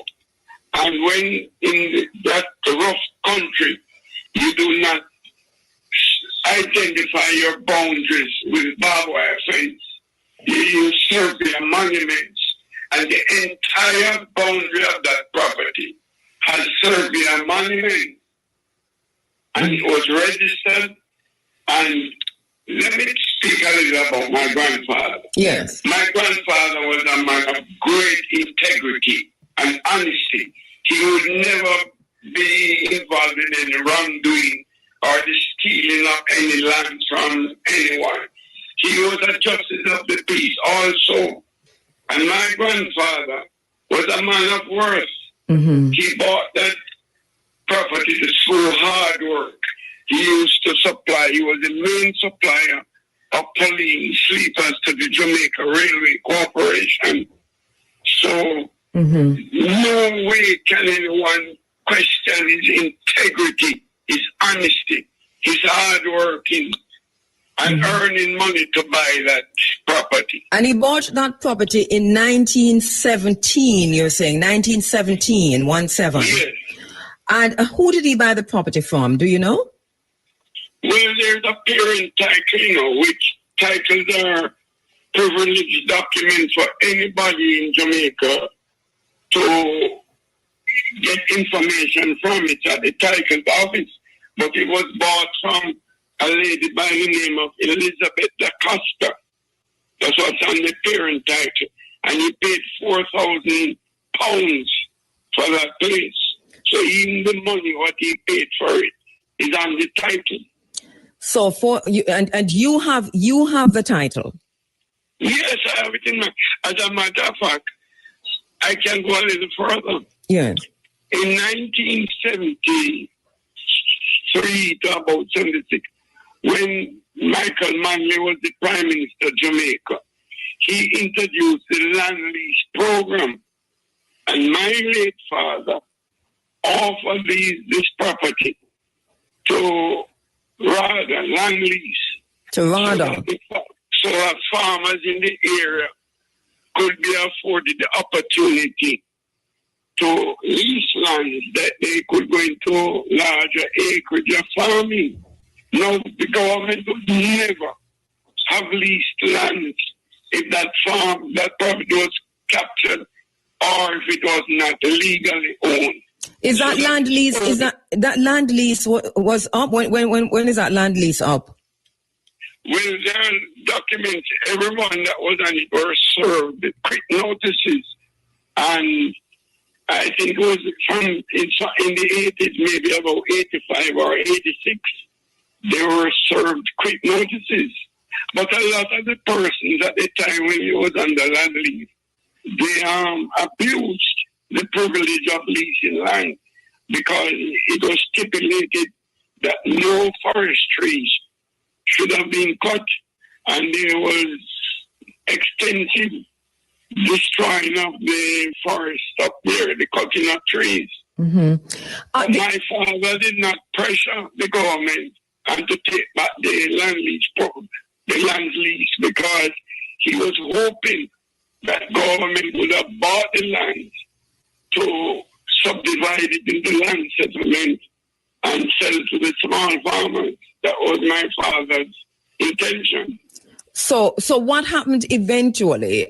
Did everyone who had the lease, did the lease expire? Yes, the land lease program gave them all quick notices. Did they leave? Pardon? Did those who were leasing, did they leave after the notices were served? You know, you'd have to come and look and to see the situation. No one lives on that property, you know. Yes. They live in the neighboring district of Quickstep. Oh. And they go to the property each morning where Okay. they were leasing. I continued a lease program with them. Within the first week of January of each year, I would rent them lands, whatever they wanted. Most of them only wanted half acre or an acre. They're not like extensive amounts of lands, like 10 acres or so. Mm-hmm. Just small acreage to plant yams, cabbage, and other short crops. But they were never encouraged to plant long-term crops such as coffee. Mm-hmm. Mm-hmm. Just short-term crops. And the yams are the longest, even under the land lease program. So were you recently in the protest last week? We heard residents in Quickstep saying that they have been given notices to leave. so no one is living on the land, but they are farming on the land. Yes, that's correct. Right, and they have been given notices to leave. Well, they were being regularized, you know. Oh. Part of the requirements that they should all register as registered farmers, so they could get assistance. You see, these people are up there farming, and they don't realize what benefits they're losing. Mm-hmm. Because unless they're registered, unless they're legally on the land, and it's only the registered owner can make them legally do legal farming. Yeah. They get no benefits from rather, none whatsoever. Mm-hmm. If one should observe what they're planning, they are farming, but they need to farm scientifically. Mm-hmm. Rotate crops. They should be soil test, know the fertilizer to apply, the chemicals.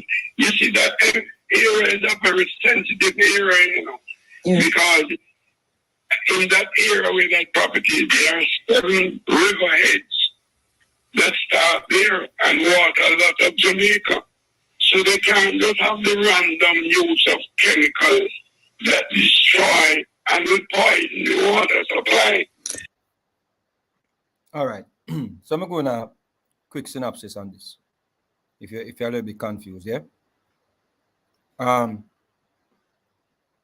So this man here is the owner of some land in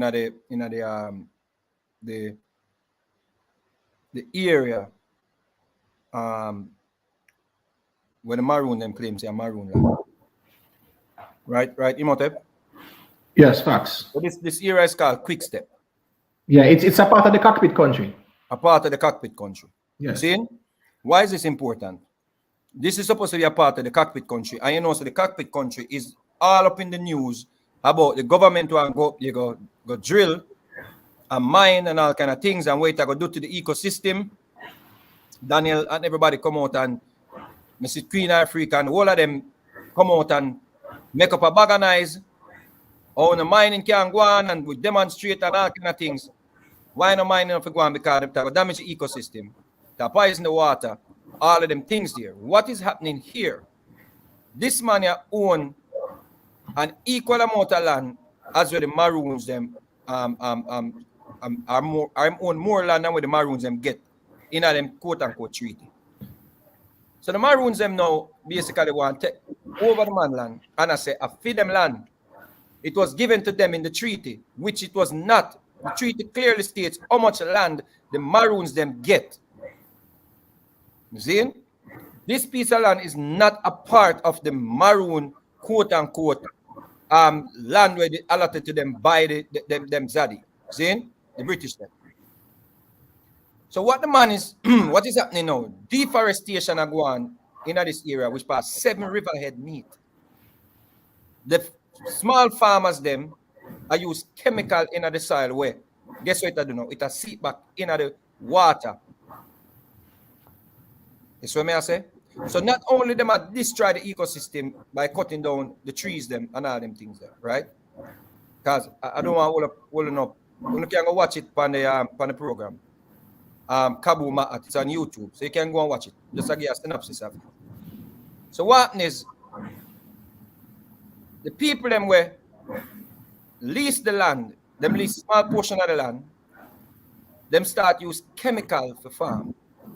But they are not registered farmers. So the man for the land, the owner for the land, I say, "Una damage the land, una damage the water system, and una cut down the trees. Them not trees not supposed to cut down. Yeah. So what now? Them cut down some trees, and the person, the caretaker for the land, went to the chief Curry and told him that, yo, some man cut down trees. Him link the man them in front of the caretaker and tell him, say, don't cut down the trees. However, the people them will demonstrate, say, I feed them land, and them a try kick them off of feed them land, which is not their land, it's the man land them a try, because there's an agenda to usurp the whole of that. You understand me? I said, Dotty? There's an agenda to usurp the whole Maroon areas them, quote unquote maroon areas them, anything have to do with them area, they might try usurp the whole thing or annex the whole thing, right? Right, Imhotep? Facts. So what happened is them cut down some trees, yeah? And the caretaker said, all right, the people for the land, the owner for the land, you know, say, here, give us 10% of the profit from the trees them. We want to cut down. Remember, I say it's not their land. Them cut down the lumber upon the land based on what the owner for the land and the caretaker is saying in this piece. Right? So them say them now give the 10%. And we think that, yo, you cut down somebody's tree and a man say give 10%. That's a no-brainer. Right? So the police got involved. When the police went up there to seize the lumber, them blocking the police them. And them say, Curry gave them permission to cut down the trees them. No. If Curry is so much, why all of this is important? If Curry is so much into saving the ecosystem, protecting the water, all of them things, they're protecting the cockpit country and all of them things here, which this part of land where the man is talking about is a part of the cockpit country. If Curry and the Maroons them so invested in protecting the ecosystem and the natural life, right? Why is it that they are cutting down trees and deal with and engage in a deforestation? Why them up there? Why people up there using chemical a farm? Why them not do like when the man say and register as farmers? The man actually give them privilege. The man said this will benefit uno if you register and learn how to farm. So what them do? Block the road, blocking the police them according to the report and there are videos out there thing, with the demonstration, claiming that people are trying to kick them off the land. You understand? Exactly, Jamrock, water pollution.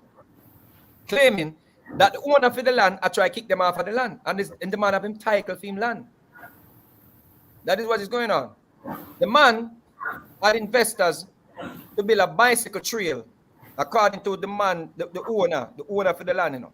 The man stated that he had a contract or an agreement with a company to build bicycle trail. The Maroons them demonstrated against it. So the people them that were interested in the investment, you know, couldn't get to build the bicycle trail.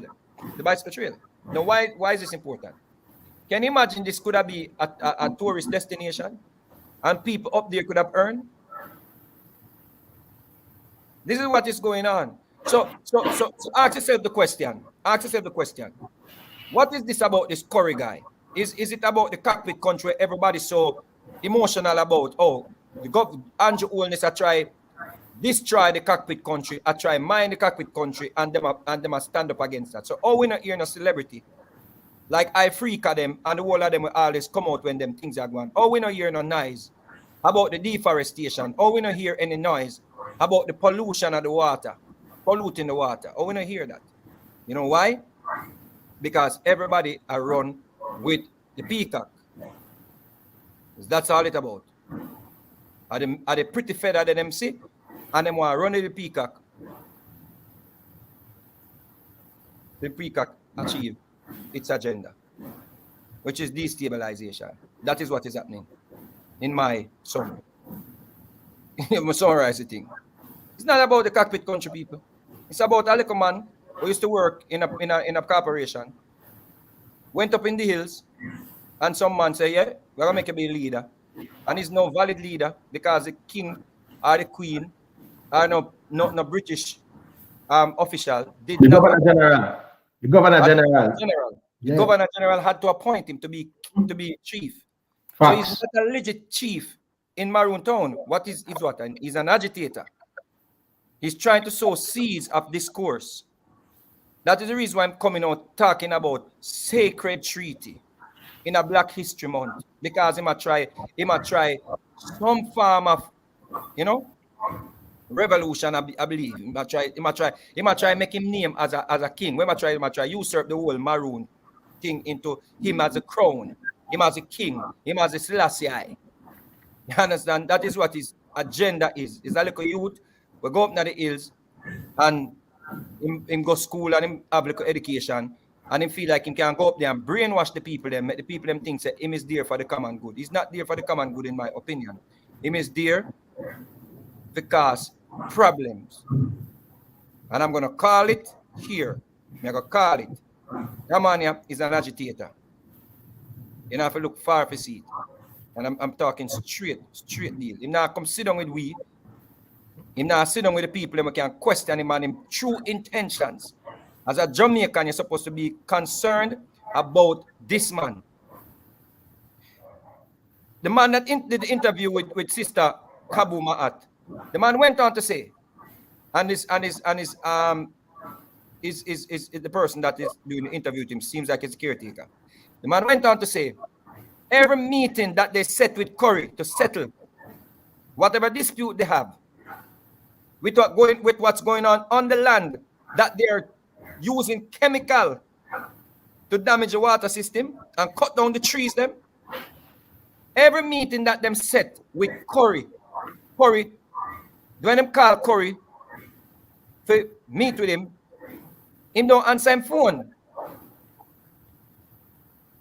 Now he said the man them, when the man go check him in front of the man, yo, when don't cut down the trees them, but yet still the people them were cut down the trees them, I say a Curry tell them to cut down the trees them.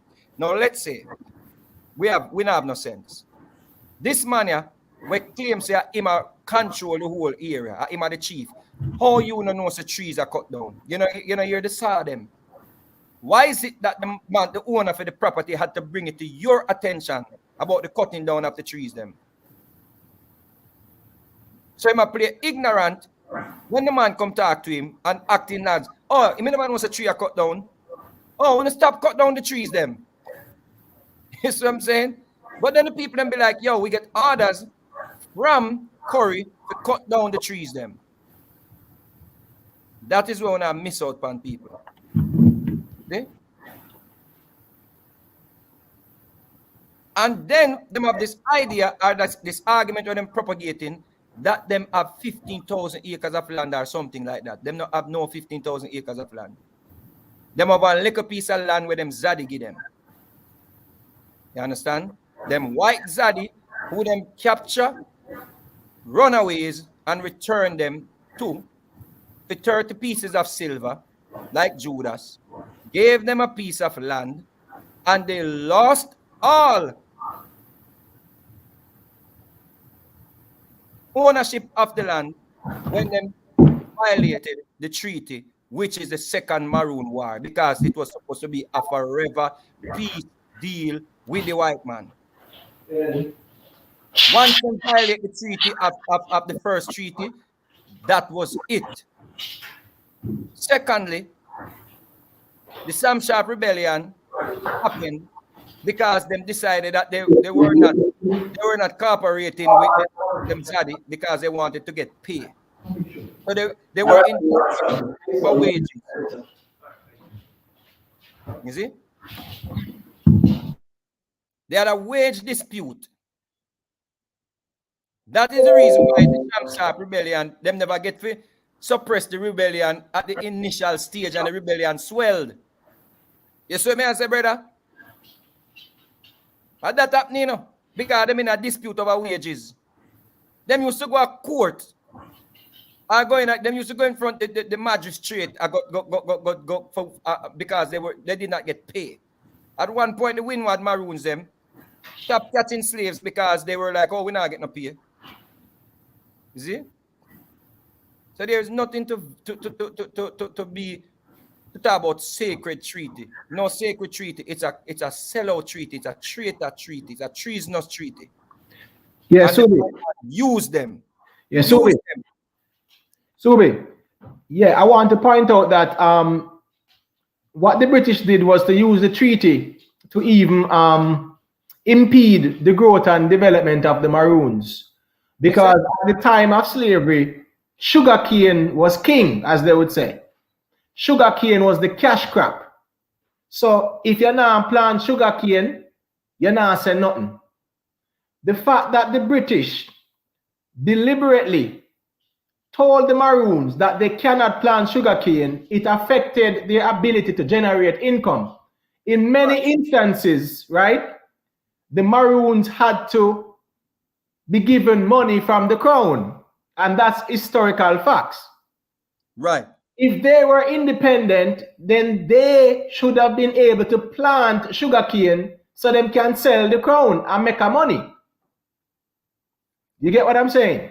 Brother, how them going to plant sugarcane when them couldn't even catch a pig 3 miles out of the area where the white man give them? Well, then they have little land. They could have plant something still. You get what I say? Brother, the man never want them grow to no powerful people. No, the treaty was to contain them. Exactly. The treaty was to contain them and have them become subservient on the crown. And it outlines it explicitly. That is the reason why 14 said 2 white men to be nominated by His Excellency or the commander and chief for the time being shall constantly live and reside with Captain Kodjo and his successor. That's so right. They know exactly if them are planting any cane or if them have any runaways up there. Facts.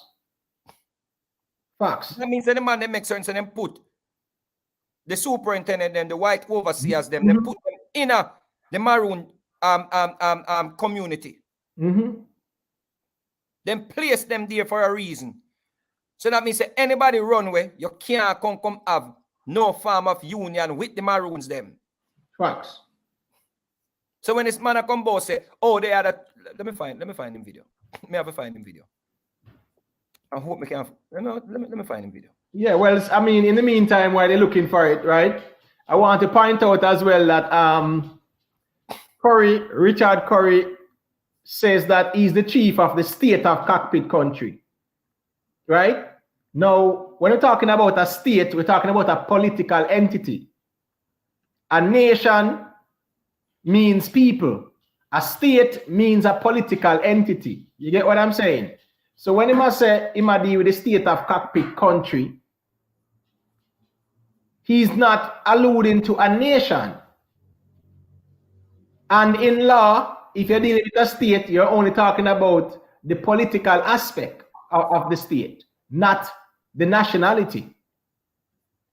So that's a very tricky legal mistake he's making there.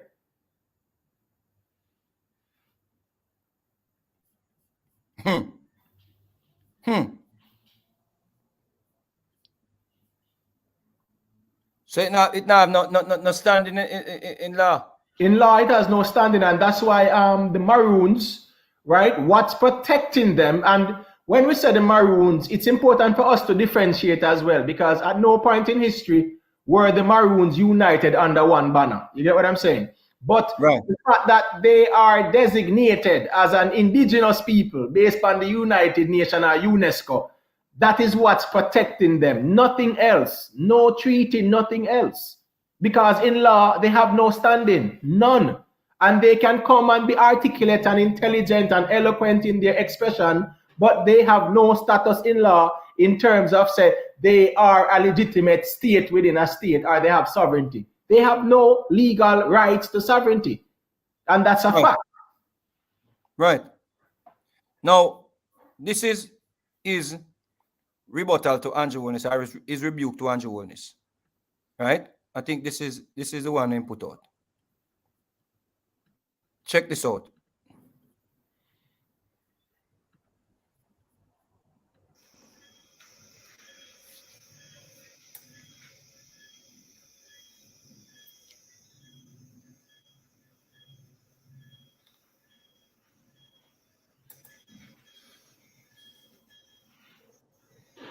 I think you have to fast forward that about 2 minutes. Apologies, are you hearing me?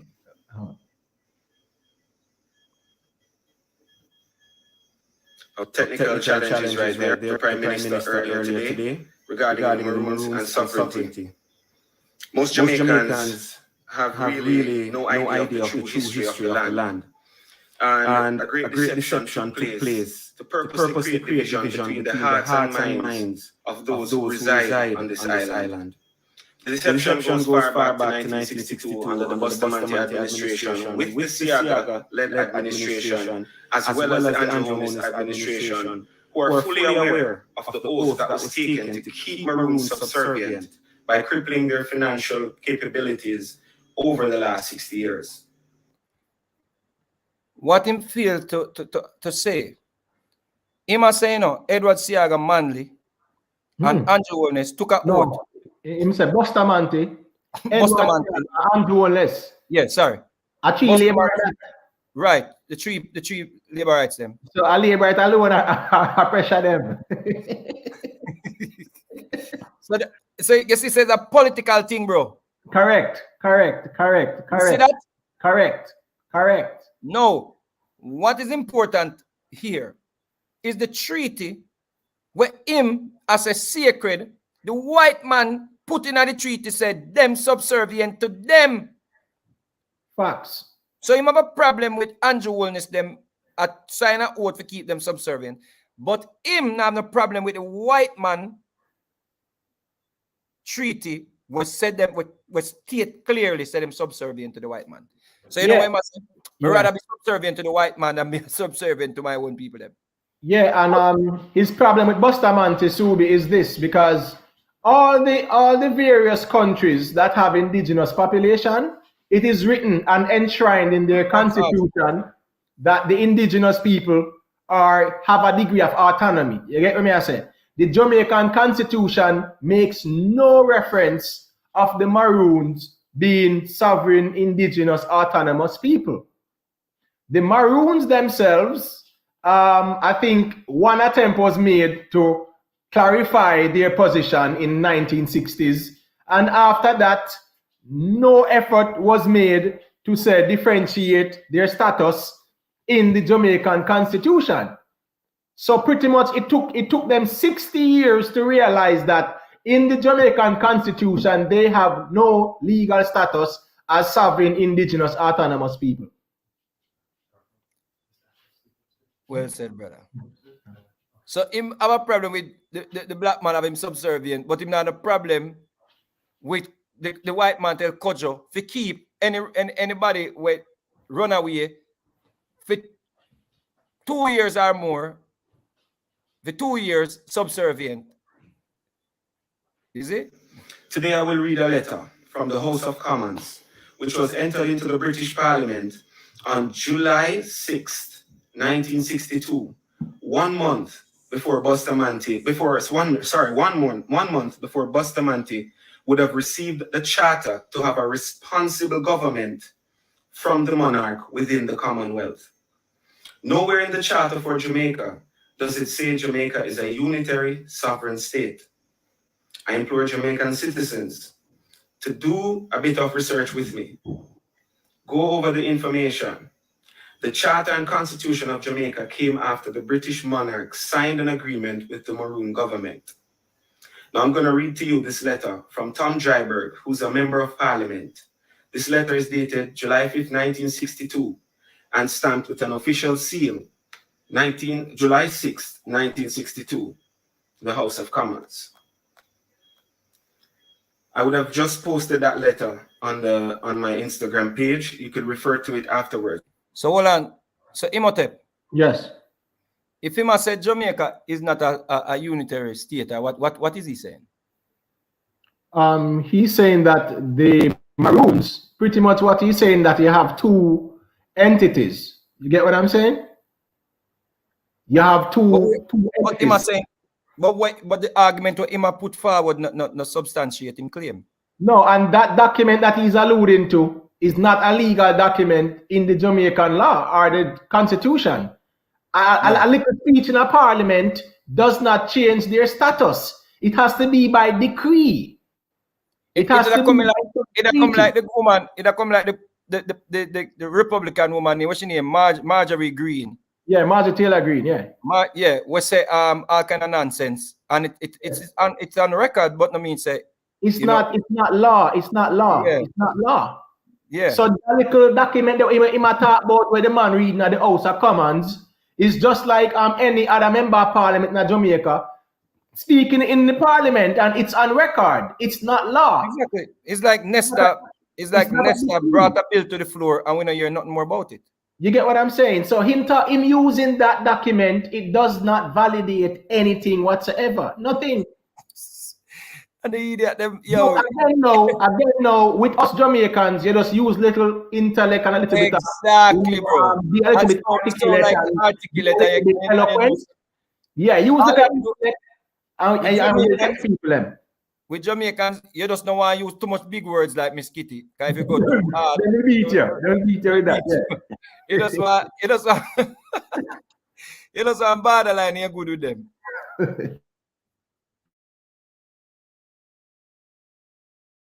But let me go through word by word. It says, Dear Colonial Secretary, I have from time to time taken an interest in the welfare of the Maroons of Jamaica, who have, as you know, a uniquely fascinating history. Some years ago, I was fortunate enough to be able to visit them in one of their main mountain villages, a compound, and much impressed, despite their poverty, by their independence of spirit and their determined adherence to the treaty rights which they won from the crown long ago. Can you let me know what their exact position is now and is likely to be in the future? I heard recently from Jamaica that their colonel, as they call their chief man, was planning to lead a delegation to see Sir Alexander Bustamante.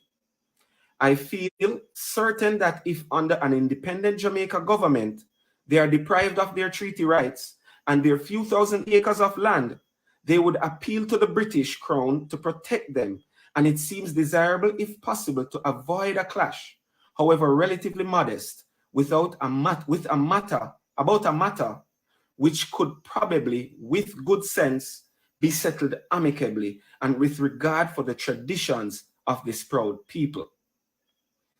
Tom Dryburgh, Member of Parliament.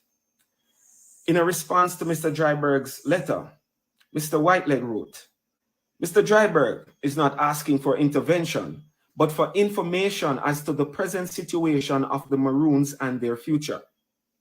We have had no indication of any recent change or of any reason to expect that the Jamaica government is planning to refute the treaty on independence, but we should ask and send an interim reply. Now, I would have put these up on my Instagram for you.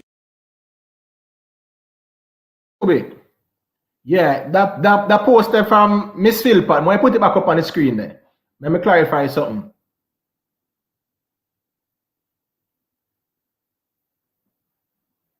Good. All right. So Miss Clarion Philpotts, right? UNESCO can declare people as indigenous people. However, the state has to legitimize that based on laws and charters or enshrining it in their constitution.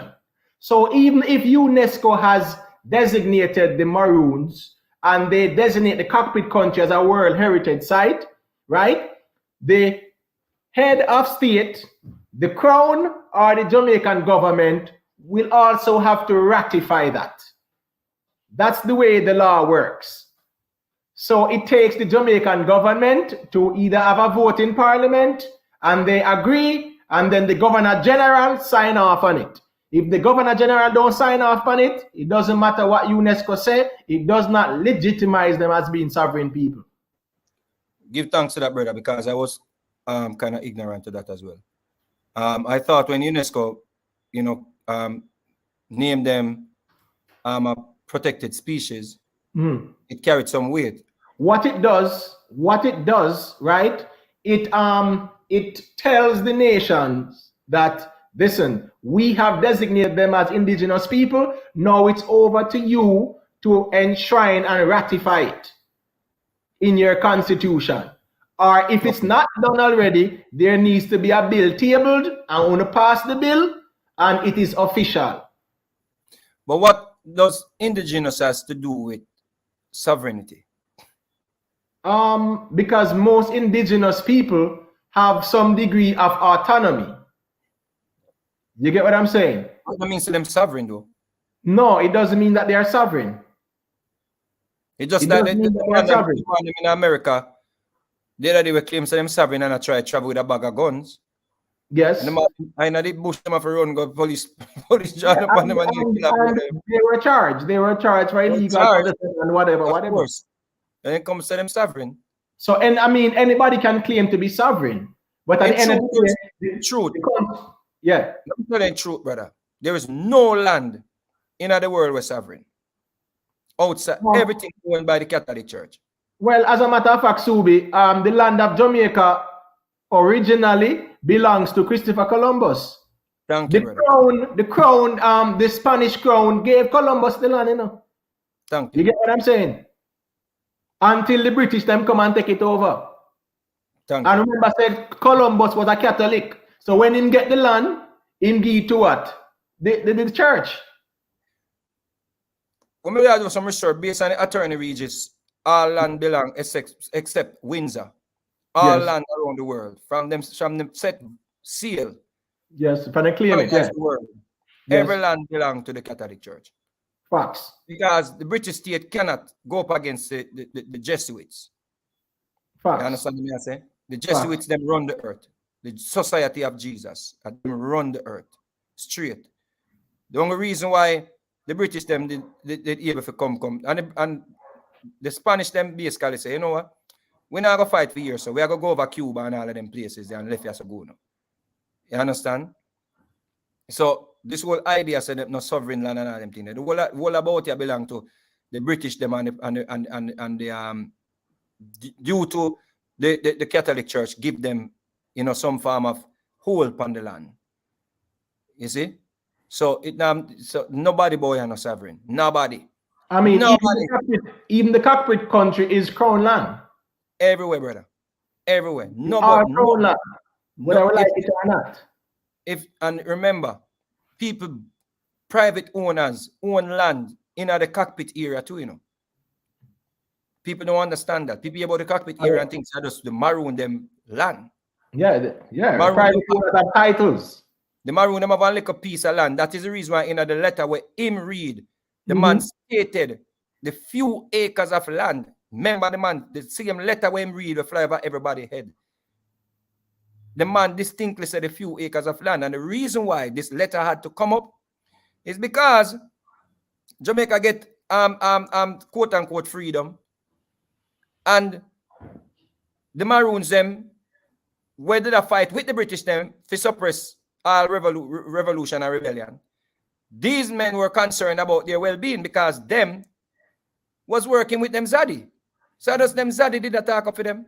And I said, what happened to we sidekicks them? Yeah, because Subi, what a lot of people might not realize is that after 1838, right, the Maroons were no longer important or no longer needed. After the Emancipation Proclamation, you get what I'm saying, Subi? Where slaves were emancipated, there was no need for the Maroons anymore by the crown.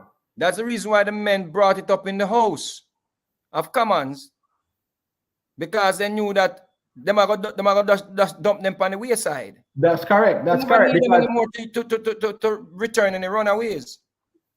After 1838, they were no longer important. The British paid money, bought the slaves then from private owners, put them in apprenticeship. The Maroons were no longer needed. No longer needed. That is the reason why no white man up there now. Facts. If the Maroons were still needed to stop any form of rebellion, if Jamaica did still a rebel against the British state, the Maroons then would have been the police force now. Facts. Because that's what they were back then. Because the Maroons were the first police force in Jamaica. Facts. They were the straight up Queen militia. Understand that. They fought with the British state. The Maroons, them are not nobody for reverence, boy. Them used to suppress rebellion, boy. That's a fact, that on record. And when anybody who want in them feelings, when we are burn out them traitors, they go in on the feelings. Yeah, or bring the evidence. We not burn out because no for one we are so now Maroons. We don't have no bloodline to connect to Kojo. So. But Subi, let's look at this now, right? Even when Chief Curry talks, he speaks about the Tainos, right? The Tainos and the Maroons. Yes, there was intermingling with the Tainos and the Maroons. But all the Maroons are Africans. They were from the Akan, they were from the Koromanti, they were from the Ashanti. You get what I'm saying? Facts. Akompan is a Ghanaian word, you know, brother. Facts, brother. Everything, every words the Maroon use are African in nature. So if they are, as he is saying, the indigenous people of this island, where is your heritage? Why are you using African names, Ghanaian names, you know, Ashanti names and stuff like that? Why? Tell us why. Facts, You brother. have no Taino identity. You have no Taino name. Nothing at all. 100%. Great insight, brother. Yeah, so why don't you rename a compound town then? It's always European names or African names. So what about the Taino names? To go and have a look at and take a real deep take a deep breath while you read to try and decipher what it is that is being said in that letter. Now, I recognize that Dr. Lloyd Barnett, who is being relied upon for legal standing on Jamaica's position with the Maroons, states in his constitutional review from his book that the island was terra nullius, which means that there was no one here before the British. This is a highly ignorant statement from a lawyer who should know that indigenous people were here before the crown, because we had fought multiple wars before the British Empire. This legal stance that Jamaica government is defending is actually keeping Jamaica from having a republic and keeping it as a responsible government under the monarch. The Jamaican government is a professional at begging the world. We're selling out our natural resources, we're selling out our lands. These are regular day-to-day conversations that permeate the island, as the government does not own its roads nor its airspace, amongst many other things, which is why Maroons will not subject themselves to a municipality. All right. So this come to the argument of the government sell out the land and want to do whatever with the land. But up on a film watch, the people might deforest the area in the cockpit country and I use fertilizer and poison the riverhead them. And a year watch. So how you not talk about that, or the people, or you not bring that to the people, that why is it that the people them blocking the police them, according to the reports and the demonstration? How is that? How is it under your watch people are able to cut down trees and poison the soil with chemical? But you talk about the cockpit country and you know why? Because this get on the nerves of the people them. So it's a calculated effort for you to see Andrew Wilnis's sins while your sins them stay hidden. That is what is happening. But you can't fool all the way. You have a bigger motive than where even the people them up there don't even realize. You have a bigger motive than where even the people them will support your upper Maroon country. Them don't even realize it. That why I think the meeting happened and the other Maroons them decide they're going to meet with the Prime Minister and leave him out. Because he want to have this say. He want to dictate what happens, what goes. Him have to be the one with him have to get the attention from it, basically. Like, yo, I'm near the emperor. It's an emperor thing him a deal with the people. So when a man we claim say him a activist at about to chop off the man them head, we go meet to the Prime Minister. It makes no sense. Is it? I mean, as a leader, to be, right? As a leader, Richard Curry should be acting as a statesman. What we see is like brinkmanship and danship. You get what I'm saying? Exactly, that's what it is. We have never seen where he has stated that, you know, he has reached out to establish dialogue with the government. You get what I'm saying?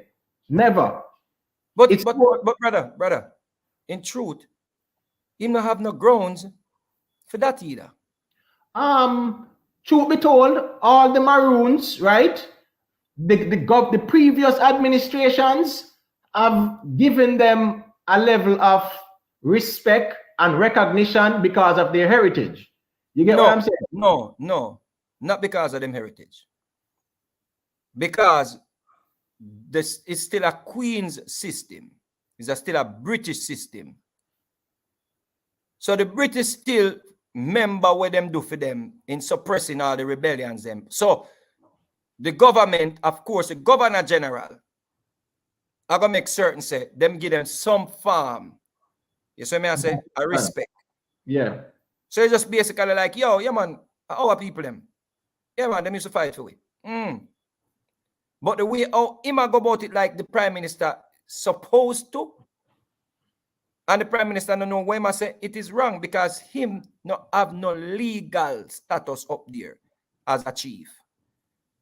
He was supposed to, the person that is appointed by the Governor General, that is the person that has the legal status to be a chief among the people. Nobody, the people them can't pick no chief. That's what the treaty say. The treaty stated that clearly. And the Governor General have to choose the chief. And so far, it seems as if they don't want to see him. That's the thing. So the people them have to understand. The people of Maroon Town, right? Them have to make up their mind whether they might try idolize a Dan or they might try get some form of diplomacy with the government. It's either. It's either you have a Dan where I try to be a king or an emperor. To usurp, I try usurp the whole of the Maroon order. To be one Dan, one leader, one voice. Because him not consult them when him come put forward in his statements. So if him not consult the Windward Maroons and all the other Maroons them, why them supposed to consult him? You know why? Because him see the way there. True. This approach in the best interest of the people them in that area. That you have to understand. If the government don't want to meet with them, that means that them maybe have you as a agitator or a terrorist. Understand? I mean, this approach, Subi, with him coming out, remember, Andrew Wallace's statement was applicable to all the various Maroon groups, not only the accompanying Maroons of the cockpit country. So why wasn't there like a consultation amongst the Maroons and to have a united voice come out and say, well, you know, it's important for us to have dialogue? This statement that he made was very unwise and counterproductive. Because Mr. Honest and his cronies will try to take our ancestral estate, the cockpit country, and sell it to the highest bidder. Currently, the people might demonstrate and block the road and claim say the land where somebody have title for. Somebody has title for a piece of land that is not their land. They might claim say for them land. So who really try to take away who for land? Let truth be told. Who is really trying to take away people's land? They might try to take away the man over 1,000 acres of land, and all the man say, make me subdivide it. I want to lease it and be licensed farmers. Subi, listen to the man's statement. The man said, Andrew Ownless and his cronies. And him what? His cronies. All right. So you are telling me that those are very wise and calculated and measured statements?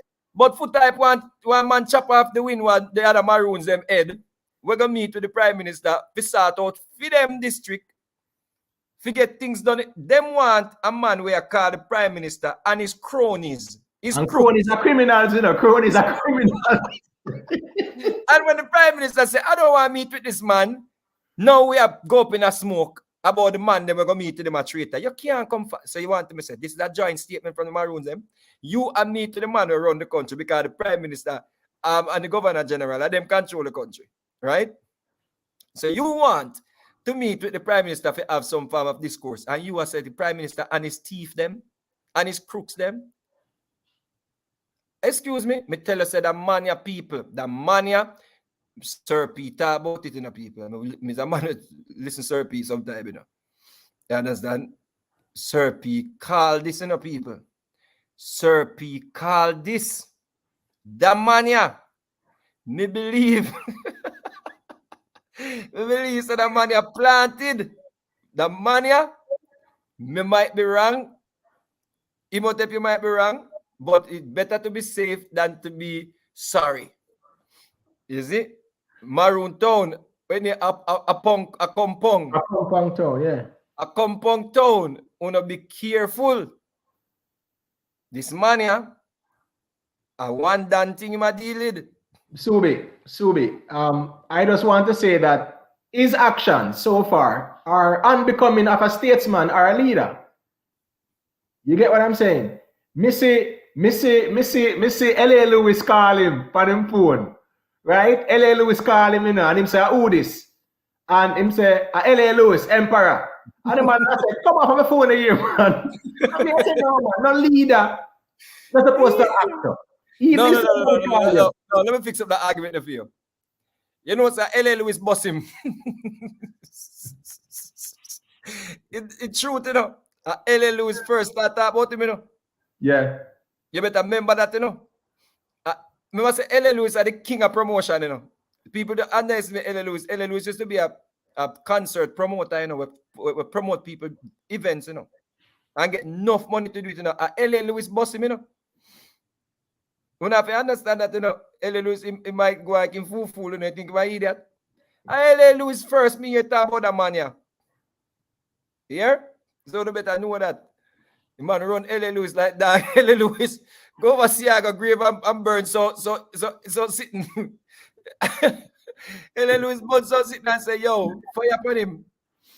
But people, in fun and joke aside, it's a boxer for life fighter. Nobody now rape and kill up a Maroon towns. Vegas, go sit down. This bigger than your youth. This argument is bigger than your youth. You know qualify for that conversation. Yeah. This is bigger than your youth. We are dealing with that's bigger than your youth.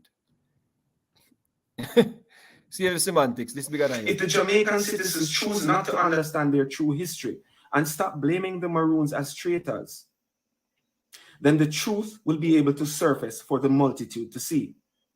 Today, in this era of time, it is globally accepted that nations have a reciprocal relationship as it deals with extradition.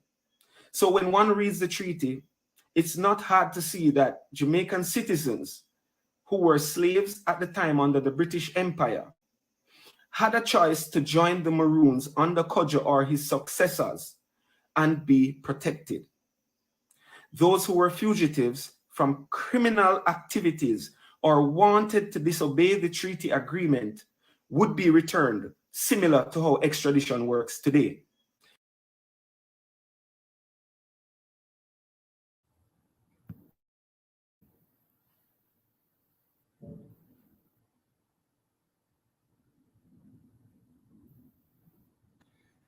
Right here, so when we cut all, you know, ties with any connection with, if forgive this man a chance, this is what I'm all about.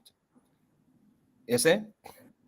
Out of every statement when put forward, this part of this thing I will do, it's laced with ignorance, it's laced with some form of condescending attitude. And him serious say what him put forward to the sheep them. Him serious say everybody are gonna just gobble it up. Him serious say everybody boy are gullible. Now this man is saying the Maroons them had a choice. The Jamaican citizens. Now listen to that people. This is who supposed to lead a nation, a sovereign nation. Look, this not even Donald Trump would have said this. Right? This is no, Tico. This deep enough. This is supposed to be a leader of a sovereign nation. And the man said, the Jamaican citizens at the time who were slaves. Now you check this. Jamaican citizens who were slaves who just come off a ship where them dash some of them out in the sea because them take sick.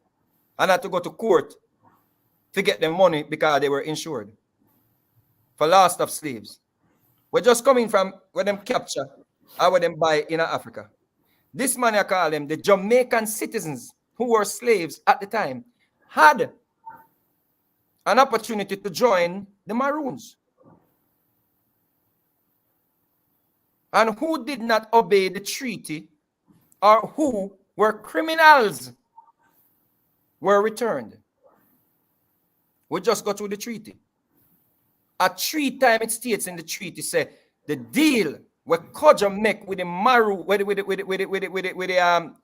white man, with the enslavers, the deal that Kodja made was what? To return slaves for 30 pieces of silver.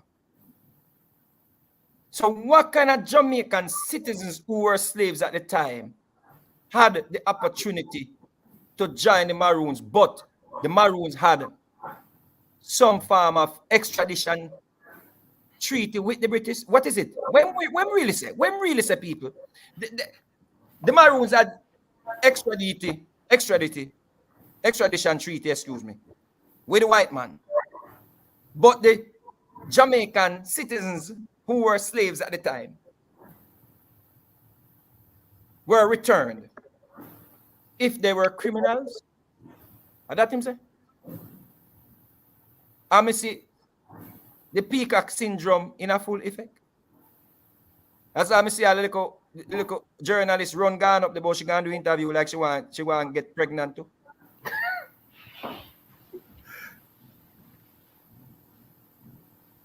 The peacock syndrome, I take over. That's how come like Yendi Phillips and all of them want to get pregnant. Kimberly come like she want to get pregnant too, and she there with me. You know she there today. I'll charge her later, friend.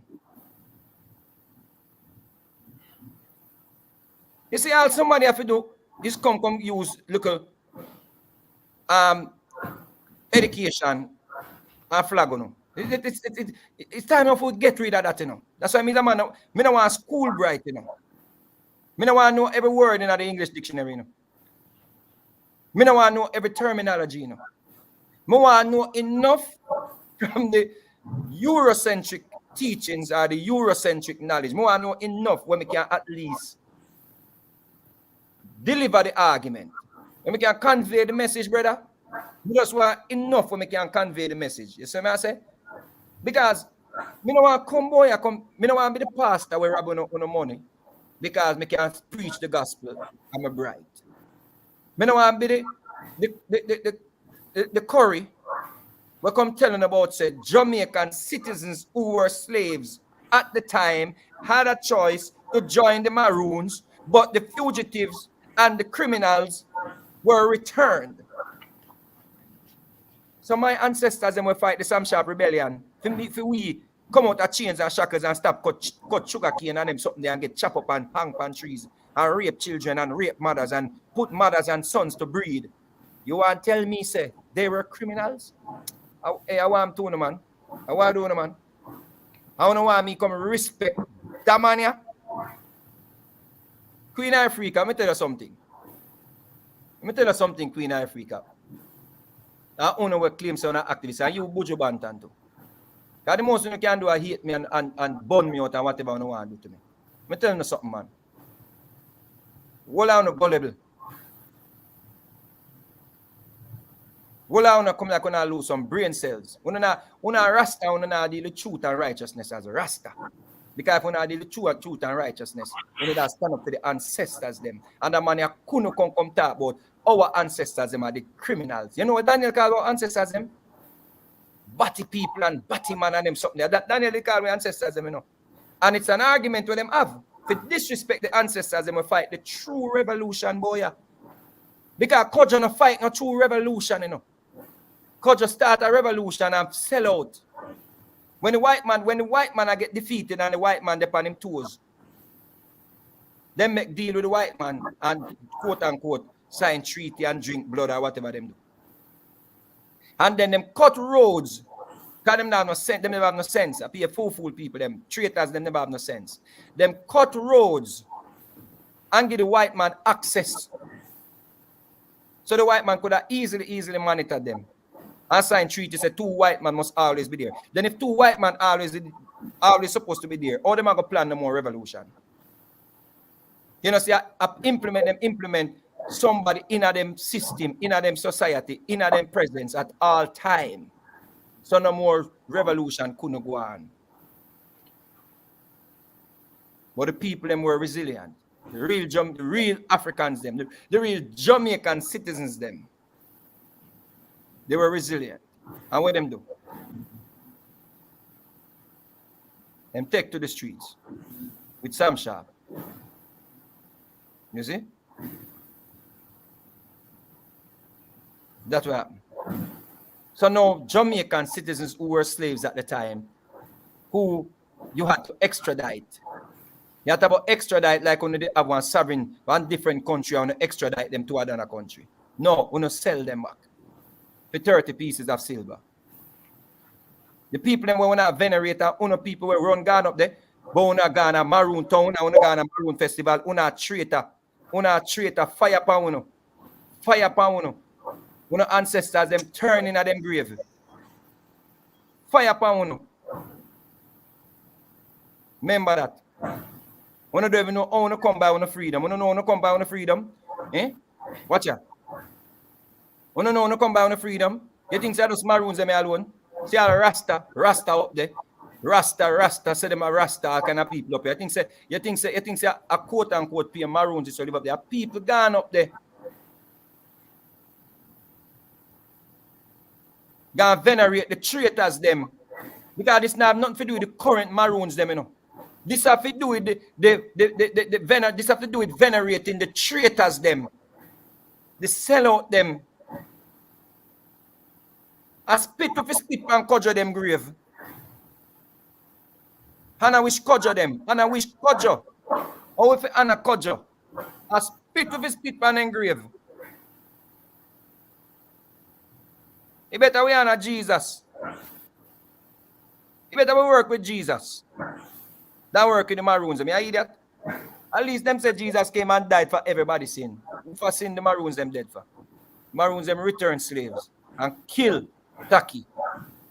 Nobody can go up against that. So when you talk about say, we are the privilege. We are the what? Our ancestors them had some form of privilege to join. Where them get the money from? Eh? We might talk about where them get the money from. We are talking about the sacred treaty. Huh? See this man, this week the man post this in a Black History Month a spit pound of ancestors' grave. This man named Richard Curry a spit pound of ancestors' grave. Sim post it 3 months ago. Look who I like it. Teflon, me no never Teflon this thing of that. Right? Look who don't have I like it. Look here. We don't look, we don't have eyes to see. Look who I like. Hold on, Subi, go up top there. Go up top a little bit there. Watch ya. That one if you look on who I like. Well, no, go up top there. Go up top. Go up top. Go way up top there. All right. No, go up. No, go down look a bit there. The part where him say as heir and successor.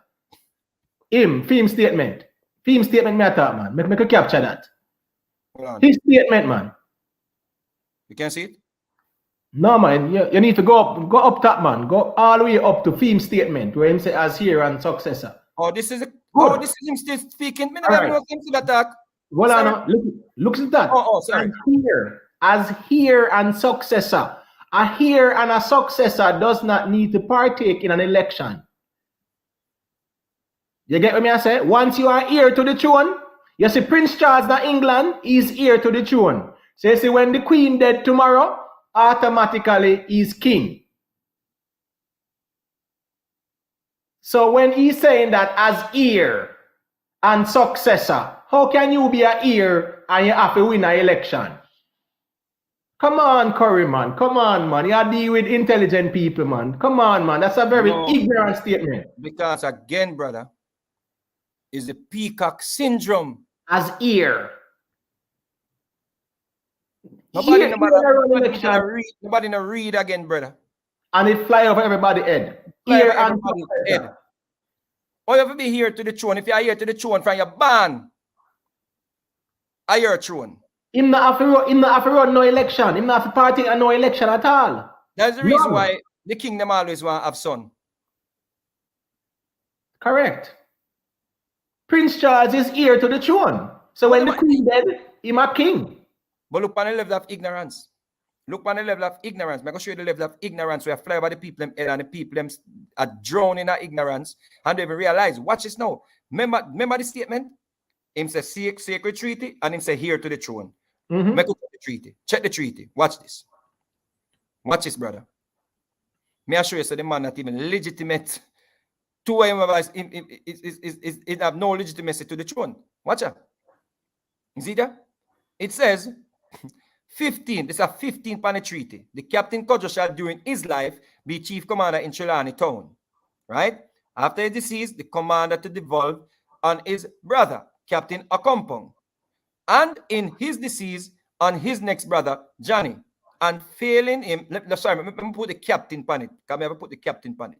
His next brother, Captain, right? So you know, see how the British them I work with. You understand? So, I want to know how them a claim say, them and the Taino them mix, them and the Taino them related when are the British and the Europeans name them have. Captain Johnny, right? And failing him, Captain Coffee, which is the African name, right? Shall succeed. Who is to be succeeded by Captain Kwaku? African name again, right? And after all their demises, that after all them here, after all of them are dead and gone, after all of them dead, after all of them are man dead, the governor, which is the governor general, or commander-in-chief, which is the prime minister, you hear that, bro? For the time being, shall appoint from time to time who he thinks fit for that command. Coroner have no legitimacy to come talk about him here to no throne. And if I'm here to the throne, as well you say, nobody now to appoint him. No election now for run. No election now for run. No, and it's argument about sacred treaty. And the Jamaican citizens who were slaves at the time had a choice to join the Maroons. Yeah? Let us look back at the treaty one more time before we close this. Right? Look at the sacred.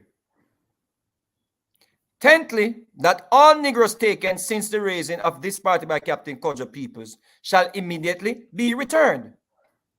That means everybody will run away. Everybody, what the Maroon them take in, them have to return them. All the Jamaican citizens who were slaves at the time had any choice to join the Maroons. So you a slave and you say, yo, a revolution, go on and Kojo them sign a contract, you know. Yo, me go run, we go up there. No, them have to return you. Yo, you know, you say freedom, go on, me go run, go up to the hills. No, them have to return you.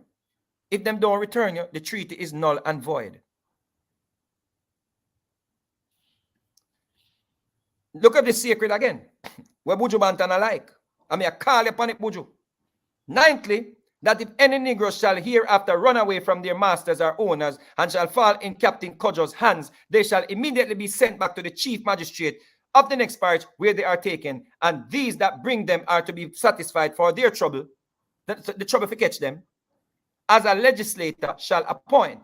The assembly granted a premium of 30 pieces of silver, 30 shillings, way in this sacred for each fugitive. Hear this man, I tell you, look why no. The man said fugitives who run away, you know.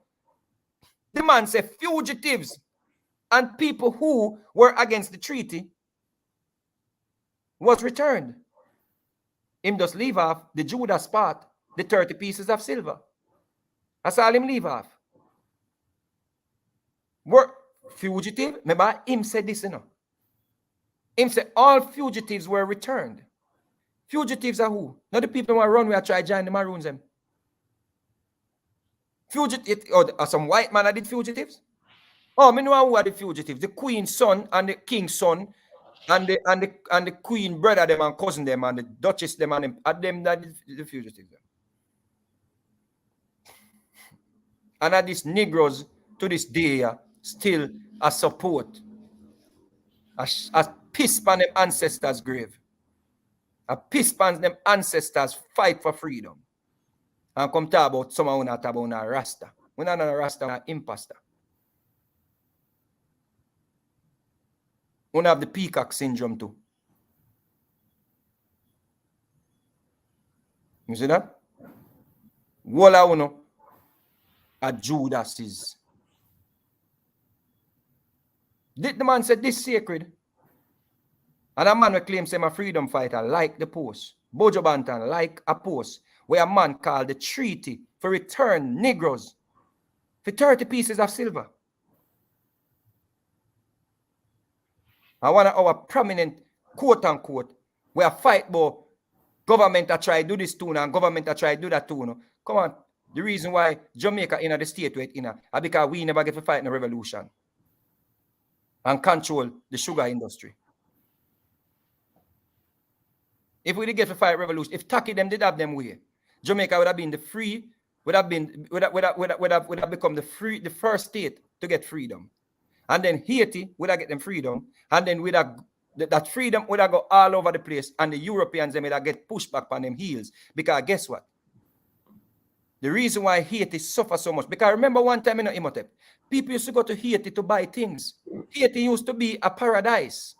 But because them dip on the plate, you know, say a lot of disaster and sanctions reach them. But Jamaica, we have a lot of resources where if we did get to fight the revolution them and get rid of the white man from them time, they no, Bojo Banton no about your attack about freedom for black people. We that did set the precedent from a long time, if I never the Maroons them. Subi, throughout the history of Jamaica, at no point in time did the slave masters or their overseers outnumber the slaves. None. No time. At no point in time. The slaves were always outnumbering the overseers or the slave masters. Always. So there goes the argument. How were the few white men able to control so many Negroes, quote unquote Negroes, and we had the hills and the valleys? How? Because what? They are the Maroons. Common enemy. Remember that, brethren. We are the Maroons.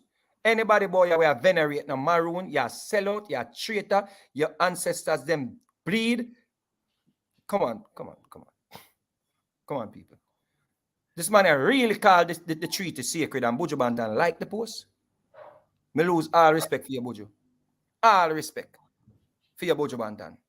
No respect me not have for you again. As a man when me think said, yo, you know, you educated on them thing the brethren, but you know what the problem is? Them need to send with Bojo.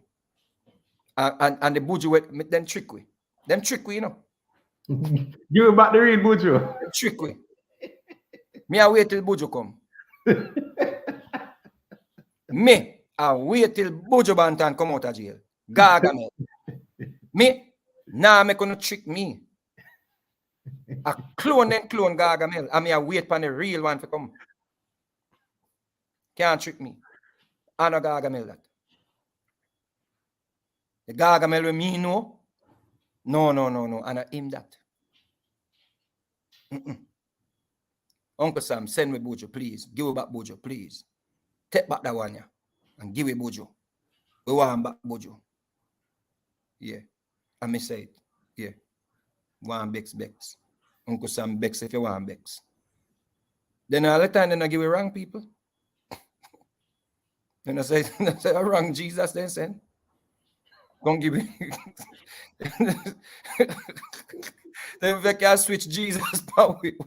Why them can't switch Bojo? Let's switch Bojo. You know, see Bojo will come on tick. Somebody will tick so it be a most as it. I want you have Bojo. Give it back. Look Maga Bojo. Give it back Bojo. Please, Uncle Sam, give it back Bojo. Bless upon yourself. Give thanks to your reasoning. So this concluded. To conclude this, excuse me, the Maroons them and curry flavor. Understand? We there, I watch you as the people them we are do the research. And we are just the people them with the voice. We are do the research. You see me I say, we're not there for cause any form of tribal war. You see me I say? So, is I want to take the information, I want to leave the information. We're not beat up nobody, nobody if you accept it. If you want to accept it, you accept it. If you don't want to accept it, go with the curry flavor. No for one love curry shrimp, no for one love curry lobster, no for one love curry chicken, no for one love curry chicken back, no for one love curry goat. You understand me I say? But me not deal with curry. You see me I say? Yeah. Strictly ital stew. Big up yourself, Imhotep. Give thanks to the reason, people. Yeah, man, give thanks. Give thanks to the check-in people. Sorry for all up on the Super Bowl weekend, but it's important for me to do that lecture. I understand? With the help of my mentor, the great Imhotep. And people, we need to get Imhotep on some more platforms. So vloggers, we don't stop sleep on the real people. Them. We have a real people boy with the knowledge and the information. We can articulate the things them better than Daniel them. We are dealing with a loud mouth and emotions. You understand? And cover them where I give the people them, especially the women them, the peacock syndrome, and the man them we are mad over him. Big up yourself, my brother. One love. Cool.